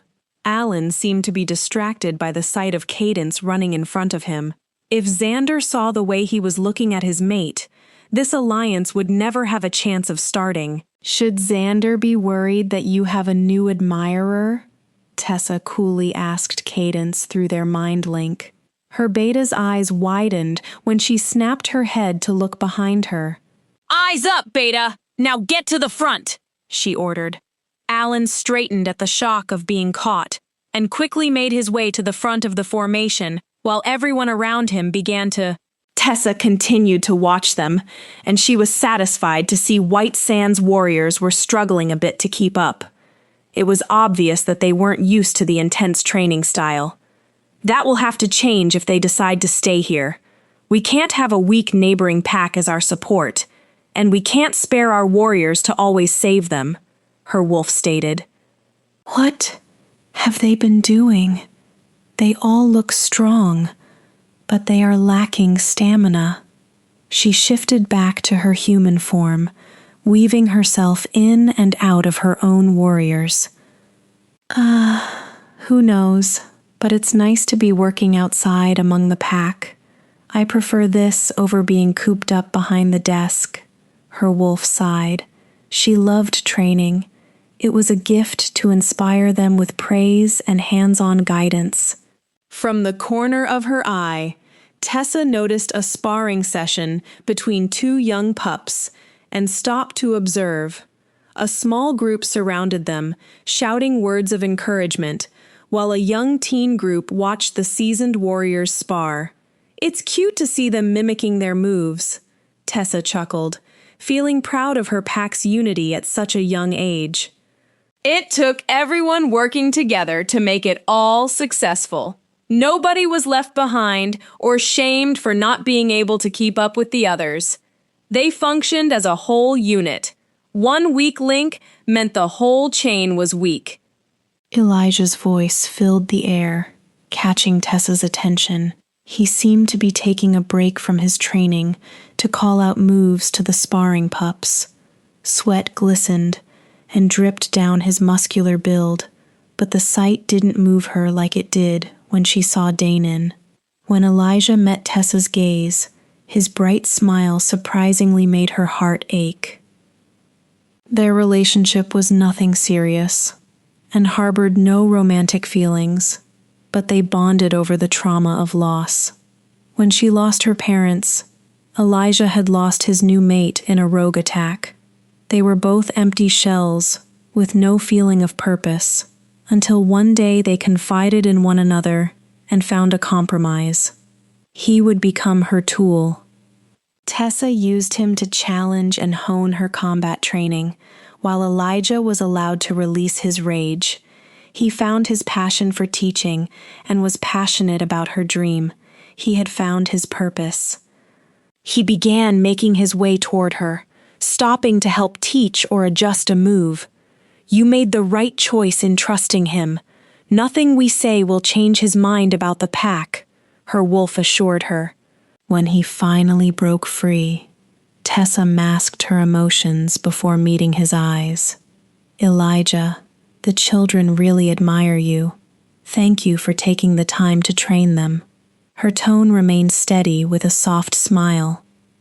Elijah glowed from her praise as he crossed an arm over his chest in respect. Thank you, Alpha. I have learned a lot by watching you over the years, he admitted, looking at the little ones. Someday, they will all be responsible for protecting the pack. They will protect your legacy, he said, looking back to meet Tessa's eyes. Elijah's faith warmed her heart. He knew how important the pack was to her, and even with their physical relationship, he respected her boundaries. She was grateful, but it couldn't continue with her mate here. Do we really want to give Danon a chance, though? She wondered, still upset with his behavior in the conference room. Even if we don't, it's wrong to fool around with another male with him here, her wolf noted, and Tessa agreed. She didn't intend to continue the relationship she and Elijah had, but it was better to be honest. Secrets led to distrust, and that was a weakness she wasn't willing to risk within her pack, or with White Sand. Elijah, I need to talk to you about something, she whispered, leading him to the dock where they'd often spend sleepless nights talking. She would miss those private moments she had when she could just be Tessa. Maybe we'll be able to have that with our mate someday. The moon goddess mated him to us for a reason, even if we can't see it now. Her wolf was hopeful, and Tessa was too tired to argue. As they sat side by side, Tessa found she didn't know where to begin. She was trading an easy, no-strings-attached relationship for something complicated. She peeked at her reflection in the water, much like she did when they were younger, when her thoughts were a mess. A soft sigh broke the silence. "I know Alpha Monroe is your mate, Tessa," Elijah admitted softly. His eyes were filled with understanding. "How did you know?" she asked, astonished, but confused when he looked out over the lake and chuckled. "Oh, I don't know. Was it his deadly glare or ominous aura at the meeting that gave it away?" he wondered. "If it wasn't for Cadence, I'd be a goner," he sighed, pretending to wipe away a fake tear. Tessa laughed, catching her breath while leaning her head on his shoulder. "I'm sorry, Elijah. I never thought my mate would find me. We both know I wasn't looking." She laughed humorlessly. She waited for him to be angry or hurt, but when she looked into his eyes, she was met with his kind smile. Elijah intertwined their fingers and gave her a reassuring squeeze. "Tessa, don't apologize." He looked back over the water, his eyes glazed over, as if he were somewhere else. "I was blessed to have experienced the true love of a mate. Unfortunately, the moon goddess had other plans for her, and our time together was cut short." He looked back at her with sadness in his eyes, but there was also a shimmer of happiness. "I knew fate would bring you both together someday, and even though I'm going to miss what we've shared, I'm glad you can experience this for yourself," he smiled, resting his palm against her cheek. Tessa closed her eyes and reveled in the bond of their friendship, even if she never admitted it. She was very fortunate to have someone understand what she was going through, especially being an alpha. After her parents died, she felt alone and trapped by grief. But after meeting Elijah, she stayed focused on her goal of being a great leader. "Thank you for being there for me," Tessa smiled gratefully. "I'm always here if you need me," Elijah smirked, helping her up with a wink. "I'll be sure to remember that," she laughed, while brushing herself off before leaving him on the dock. She felt a weight lift off her shoulders, and after feeling the effects of the mate bond, Tessa could admit Elijah's touch couldn't compete with the intense sensation she felt just being near Dynan. "Speak of the devil," her wolf purred, taking in the attractive male before them. As much as Tessa wanted to hide away, the pure determination on his face seemed to be unavoidable. So, she met him halfway on the path to the pack house. Alpha Monroe, I've done some thinking, she started, watching him take a deep breath. "I'm willing to get to know you, but there are some things you need to know." He nodded slowly, and Tessa noticed how he was not interrupting her this time. "He's learning already," her wolf snickered. Would you like to join me for dinner tomorrow night? She asked, standing tall. She fought the urge to laugh when Damien's eyes widened, but butterflies fluttered in her stomach when a gorgeous smile overtook his features. "Oh, how I'd love to lick those teeth." Her wolf jumped with excitement, and Tessa fought her wolf's urge to strip him down and jump his bones then and there. You need to keep it together! What happened to playing hard to get? She scolded her wolf, who whimpered shamefully. Dynan moved in closer, and she cursed herself for wanting to take a step back. Like a coward, she felt her breath catch when he carefully brought her hand to his lips. He pressed a gentle kiss on her knuckles before meeting her gaze with his deep chocolate-brown eyes. The wind blew around them, carrying his scent, which felt like an intoxicating pull on her senses. "I'd be honored, Tessa," he agreed in a husky tone, turning her hand to plant a respectful kiss on the inside of her wrist, then her palm. The way he said her name caused her to blush, and the intimate, gentlemanly gesture left her heart racing. Tessa broke their eye contact first, suddenly finding the darkening sky very interesting. The moon was just becoming visible. "That's great," she said, her voice sounding a little breathless. Tessa cleared her throat to speak as calmly as she could. "Please meet me on the patio at 7 o'clock sharp," she directed, looking back into his eyes to see relief. "I won't be a second late," he promised, releasing her hand before making his way over to his pack members. Her cheeks heated knowing everyone saw their exchange, and then 𝑷𝒍𝒂𝒚𝒍𝒊𝒔𝒕 glanced back at her with a playful wink. She shifted, racing away to hide her embarrassment. We're in trouble, she and her wolf thought together. Chapter 9, Tessa. After her run, Tessa showered to wash away any trace of lingering embarrassment and lust from her body. The way this male took over her thoughts was unsettling, and she needed to get a grip on herself. She may have decided to get to know 𝑷𝒍𝒂𝒚𝒍𝒊𝒔𝒕, but she wouldn't let him get close. He and White Sand were simply another tool to strengthen the security around her own territory. She only needed their relationship to be cordial, just enough to ensure they wouldn't become a weakness. In the dining hall, the air buzzed with curiosity. Tessa was surprised to find White Sand had joined them for dinner. Everyone assumed they would keep to themselves in the estate house, but they blended right into the crowd. They were laughing with her pack, and even helping children with their meals. The conversations flowed smoothly, and it didn't seem like the growing crowd would be leaving anytime soon.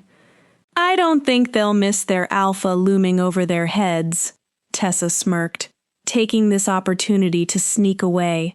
She rushed through the halls, heading straight to her office, where a mountain of paperwork waited for her. "Great! Another sleepless night poring over documents," her wolf complained, the office door in their sights. "Excuse me, but didn't we just get back from running wherever you wanted? We'll always have work to do," Tessa scolded. It wasn't often that they had the time to run so freely, and her wolf took full advantage, but having fun meant neglecting another responsibility. From the letter of recommendation she received, it was clear the council had already approved White Sand's move, but it was up to her whether they'd be joining the alliance. They accepted 𝑷𝒍𝒂𝒚𝒍𝒊𝒔𝒕 explanation about the rogue attacks and the threats they posed, but Tessa's instincts were telling her there was more to the story. The truth always came out in time, and she would uncover exactly what White Sand did to become a target. With the leadership conference fast approaching, a decision would be made by all of the alphas involved. They had extended the invitation to 5 additional territories, including White Sand. It was one thing to see them getting along with her pack, but this move affected more than just Blue Ridge. Tessa froze when she turned the knob of her office door. She sensed someone was inside, and from their citrus scent, she knew exactly who it was. "I thought dinner went too smoothly," she cursed under her breath, stealing her expression before walking in. 𝑷𝒍𝒂𝒚𝒍𝒊𝒔𝒕 long body was stretched out on her couch, with his arm lazily draped over his eyes. Subconsciously, Tessa's gaze drifted down his body, stopping to take in the slow movements of his chest as he breathed. She counted each second he inhaled and exhaled with steady huffs. The fabric of his t-shirt was unforgiving, caressing each dip and curve of his muscles beneath. Tessa's gaze continued lower, finding his shirt had risen, exposing his tanned waist and a chiseled line at his hip. It disappeared beneath the waistline of his jeans, which were taut against his thighs. The sight made her fingertips twitch, and a shudder ripple throughout her body. "How long has he been here?" she gulped. All of the lust she washed away surged with a vengeance. Suddenly, a deep growl released her from his spell, and she felt her knees hit the arm of the couch. Tessa hadn't realized she drifted closer, but now Damon's molten hues trapped her in place, flickering with the fight for control. He had risen to his elbows. His once even breaths were now ragged. "I am trying to be a gentleman here, but your scent and arousal are pushing my wolf to his limit," he warned, in a warm, husky tone. Tessa's breath shook. She tried to mask her thoughts, but they were overrun by the image of Dynan pushing her body against the office door to claim her. His strong thigh pressed between her own, with her hands pinned overhead while he ravished her mouth. "Tessa," he warned, another low rumble echoing deep within his chest. The sound sent a wave of heat coursing to her core. She quickly moved behind her desk, desperately needing a barrier between them. "Did you need something, Alpha Monroe?" Tessa asked breathlessly. Her hands found a random pile of papers to straighten, needing anything to feel in control again. Dynan's eyes narrowed for a moment, but then he smirked and stood to face her. He didn't bother adjusting his pants to hide his impressive size that rebelled against the fabric. He even seemed proud to show her the effect she had on him. Tessa quickly looked up at his face, hoping he hadn't noticed her blatant curiosity, but he winked at her. "Real smooth," her wolf groaned shamefully. "I was going to wait until we met tomorrow, but my schedule changed again. I need to take some pack members to our new territory to see what we're working with. I would like Xander to come with us too." The tall male stalked forward, leaning across her desk, purposefully invading her space. His large palms rested on her desk to support his weight. Tessa gently gnawed at her bottom lip, picturing herself pinned beneath him, but she didn't dare to look away from his face. Willing the thoughts away, Tessa checked the calendar displayed on her computer screen. "It looks like training will be over by 8 tomorrow morning. I'll let him know he needs to meet you at the border." She hoped her voice was calm enough to hide the fact that her heart was about to beat out of her chest.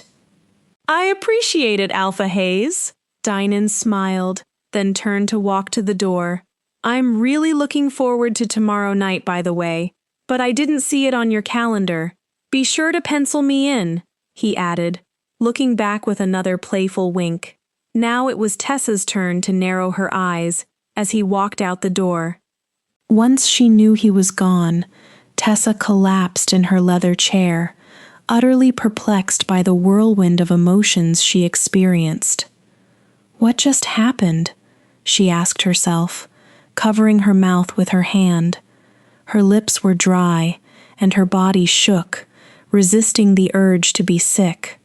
This recent behavior was not the self-control she mastered over these years. Pax knew her to be cold-hearted, stoic, unfazed, but here she was being swept up in adolescent angst. It disgraced all her efforts to succeed alone. "Do you still think we can win against fate?" Her wolf shared the pit in her stomach. Tessa always maintained the upper hand in every deal, but this was a force she had no power over. Her control was ripped from her grasp the moment her mate arrived. If he became her downfall, she would never forgive the moon goddess for such a cruel fate. The following night, Tessa paced her bedroom in a silk robe. She wasn't able to get any of her work done after Damon's scent took over her office, and it still overwhelmed her when she returned that morning. She moved all of her paperwork to an entirely different room just to escape from it. Even after switching rooms, her plan backfired because she became hyper-focused, planning the conference and the warrior exam. Everything was finished in only a few hours, and now she only had to wait to hear from the other alphas. "Sometimes I'm too good at this," she complained, making her rounds within the pack house. Stepping into the ballroom, Tessa found her grandmother meeting with her staff about the ball that was set to close the conference. It was a special time for everyone to relax after spending the year working hard to train themselves into efficient machines. Everyone always looked forward to it. Gran, do you need any help here? I'm happy to take something off your plate, she offered, and her grandmother immediately became suspicious. Are you sick? Her grandmother asked, placing her palm against Tessa's forehead.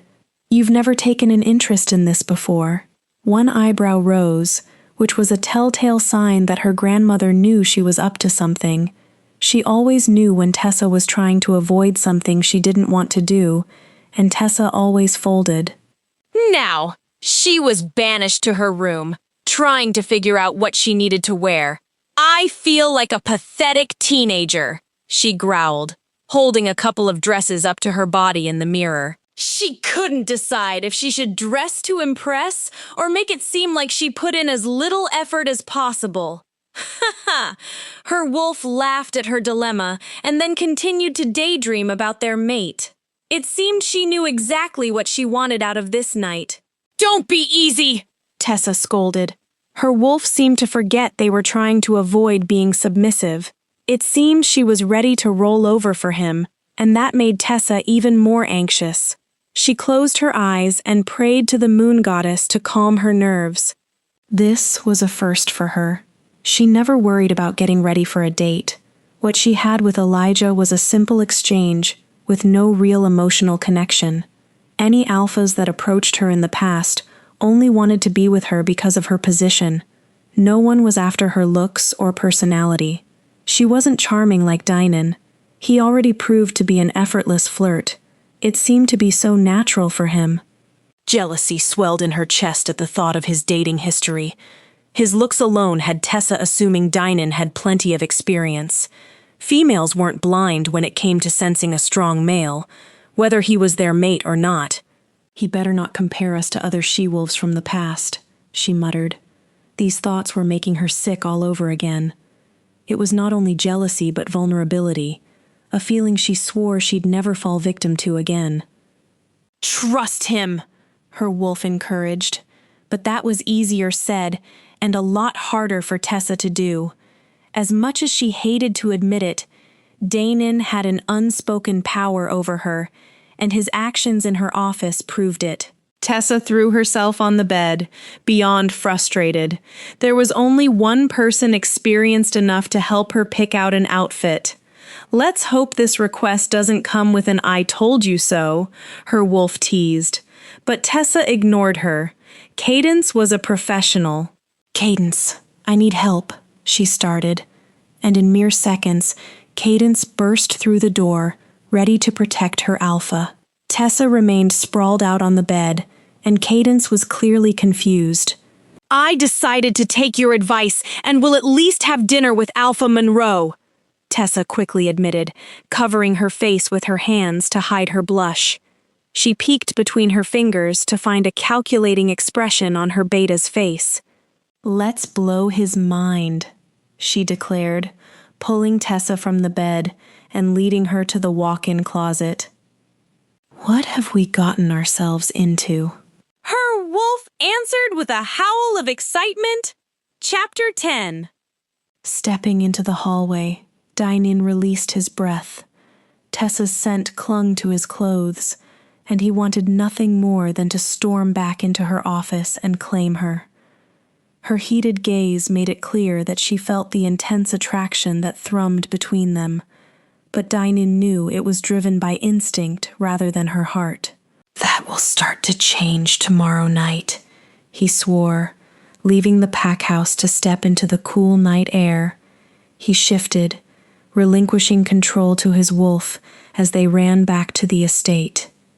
Even in the cover of darkness, the Blue Ridge property was immaculate, down to each twist and turn of the trails carved out through the forest. Tessa's office was no different. Her shelves were organized in a system he couldn't decipher, but it was clear each folder, binder, and book was placed with purpose. Her desk was sturdy mahogany, holding her computer and basic office supplies. The only decoration was a gold picture frame placed neatly on the corner. 𝑷𝒍𝒂𝒚𝒍𝒊𝒔𝒕 carefully lifted the frame. He recognized the front porch from the Alpha estate they were staying in, but then he found Tessa. She was smiling so brightly, and her eyes held such a carefree innocence, even with her arm wrapped around a young boy's neck. The boy was glaring at her, but the corner of his mouth was lifted in a subtle smirk. A tall, broad male stood beside her. He must be her father. They have the same smile, his wolf admired. Her father had striking dark features. His alpha dominance exuded from the photo, but he was laughing, a genuine laugh. 𝒍𝒂𝒚𝒍𝒊𝒔𝒕 had rarely met an alpha who freely expressed themselves. Most were cruel and power-hungry, but something told him this male was different. Tessa's outlook on pack affairs was proof of that. Lastly, 𝒍𝒂𝒚𝒍𝒊𝒔𝒕 looked at Tessa's mother. There was no mistaking who she was. Tessa could pass as her twin in her adult age. Everything about her was light and elegant, but there was a strong sense of confidence about her presence. Both children were the perfect blend of both parents. It made 𝒍𝒂𝒚𝒍𝒊𝒔𝒕 wonder who their own children would take after. I think we have a long road ahead of us before we can start thinking about a family, his wolf sighed.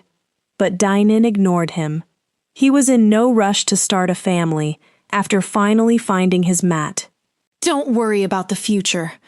We need to focus on the present if we want to get anywhere. 𝒍𝒂𝒚𝒍𝒊𝒔𝒕 was ready for the long game, if that was what Tessa preferred. I'm looking forward to making her blush. I love watching her unravel with just one look. A smile crept to his lips at the thought of his mate forfeiting control to him and being free from all of this order. Returning the photo to its rightful place, 𝒍𝒂𝒚𝒍𝒊𝒔𝒕 skimmed over the single file that sat in the middle of her desk. It was marked with his pack's name on the tab, and he couldn't resist opening it.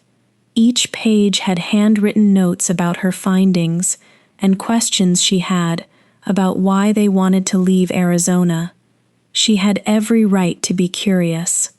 Packs rarely abandoned their lands. Even her penmanship is flawless, his wolf sighed. But it was the consistent perfection that left 𝒍𝒂𝒚𝒍𝒊𝒔𝒕 feeling strange. Her entire pack operated like a well-designed and controlled machine, and she seemed to be at the center of it all.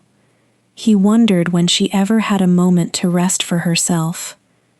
He willed the thought away for a later time and walked to the filing cabinet in the corner of the room.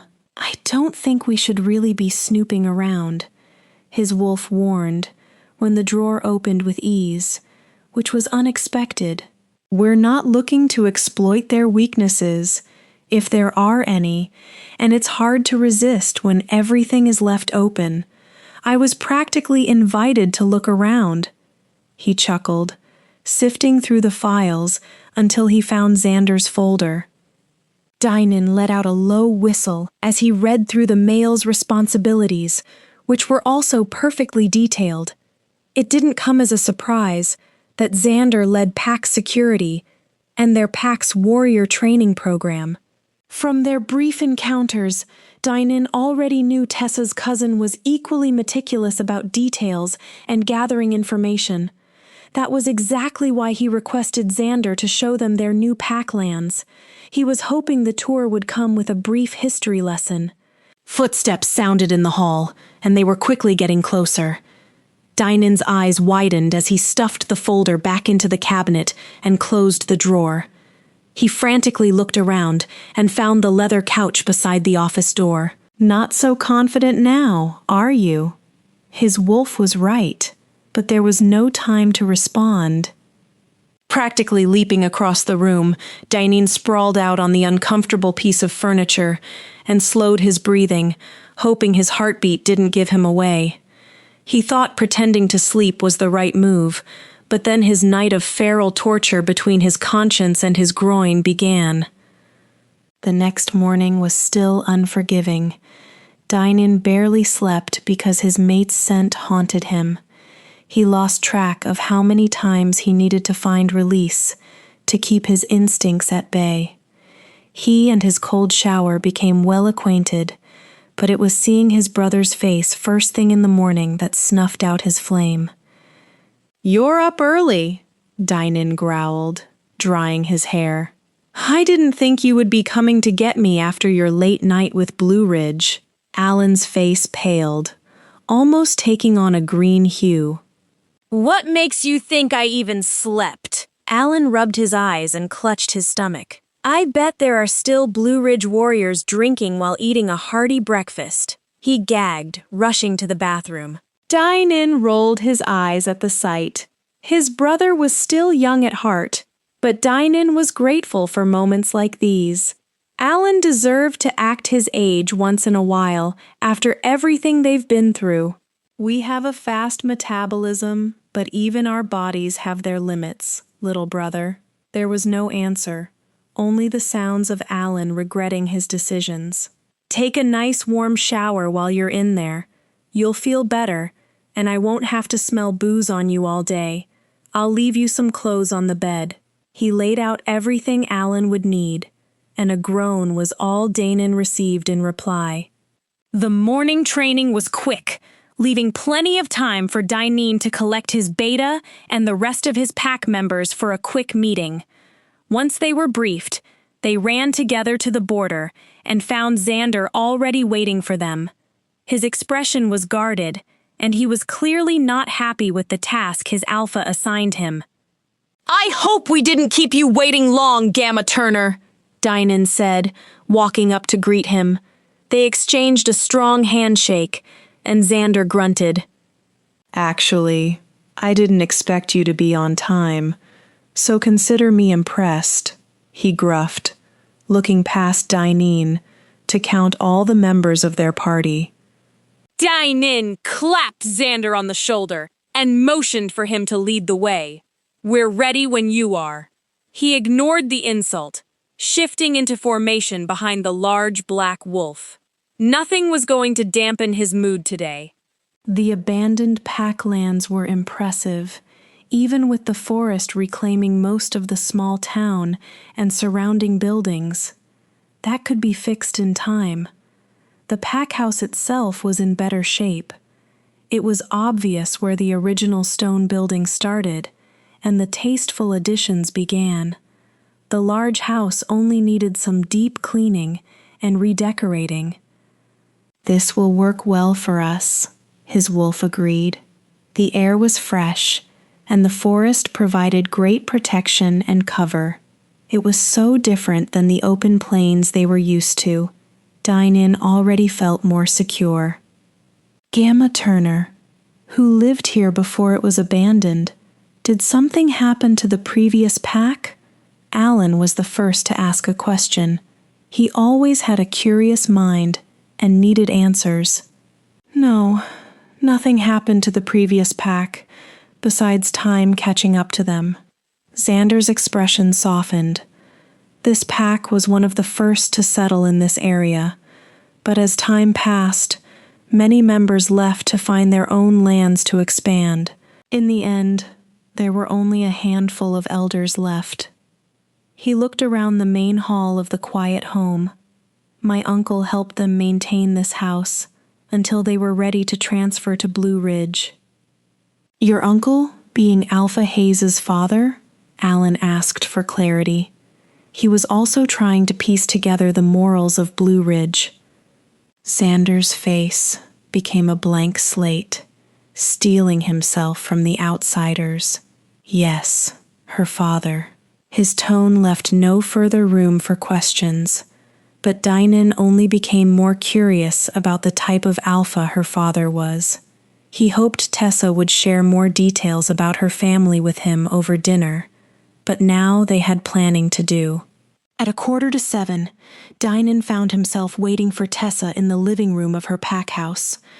From the number of curious glances and cautious greetings, Blue Ridge members must have realized he was the reason their alpha missed dinner. "I don't bite, you know," he chuckled to a group of teenagers, who squealed and scurried away. "Geez, are we that intimidating?" he wondered, checking his reflection in the mirror beside him. Alan almost made him late after spending hours interrogating him about the truth of his evening plans. That kid always knew when Dine-In was trying to hide something. Then Alan insisted on helping him choose an outfit. He laid out a pair of black dress pants with a long-sleeve navy button-up. "You need to keep the atmosphere light, but show you care. If I left it up to you, I know you'd just show up in your black jeans and gray t-shirt." Dine-In's eyes widened, and he quickly shoved that exact outfit back into his suitcase. "Come on, give me a bit more credit than that," he scoffed, fastening the last button of his shirt, then rolling the sleeves to his elbows. He hated the tight feeling of cuffs around his wrists. Bringing himself out of his thoughts, movement in the reflection caught his eye, and he noticed an older she-wolf standing in the doorway across the room. She didn't seem suspicious of him. She simply gave him a thumbs up with a big smile, then left to follow her friends upstairs. That was odd. This was the first time he had ever felt nervous about meeting a female before. As a young, unmated alpha, Dine-In was so used to being chased or in control of the pace of his relationships. It was easy to get attention, especially when the thought of finding his mate became hopeless. Yet, after trying to take dating seriously, he found there was no female worthy enough to be his Luna. "Ha ha! Until now!" his wolf celebrated. He knew Tessa was something special. She made him feel alive with just a single look. "Even if it's a scowl, I'll take it," his wolf chuckled, shaking with delight. At least his wolf was pleased. A new presence lurked behind him. Dine-In turned around to find Cadence waiting for him with a genuine smile on her face. "Should we be worried?" he asked his wolf, who laughed nervously. "No, I can smell that she was with Tessa, so we should be okay." They both paused for a moment, watching the female motion for them to follow her. "Unless they've planned our demise together," his wolf pointed out. "Wonderful!" Dine-In checked his hair one more time before walking toward Cadence. "Beta Turner, it's nice to see you again." He spoke confidently, watching her smile fade to a smirk. "Please follow me. Alpha Hayes is waiting for you outside." Cadence led him through the long hallway, sneaking glances over her shoulder. She was clearly judging him, much like she did when they first met, but this time there was less hostility. "You clean up nicely, Alpha Monroe. I wasn't expecting you to put in so much effort." "I guess I've been exceeding everyone's expectations today. It's like I'm having déjà vu." Dine-In smiled, but it didn't reach his eyes. Xander and Cadence were truly made for one another. "I'll be sure to let Alan know you like his style." He chuckled when her shoulders tensed at the mention of his brother. When they finally reached the kitchen, Xander was leaning against the large island, waiting for them. His calculating gaze took Dine-In in, and he rolled his eyes with a grunt. "Xander, enough with this protective act. Tessa can take care of herself," Cadence warned him, but she was ignored. The male pushed himself off the island and stood in front of Dine-In. "Just a warning, Alpha Monroe. Tessa may have given you this chance, but don't think you've earned her trust or the trust of this pack.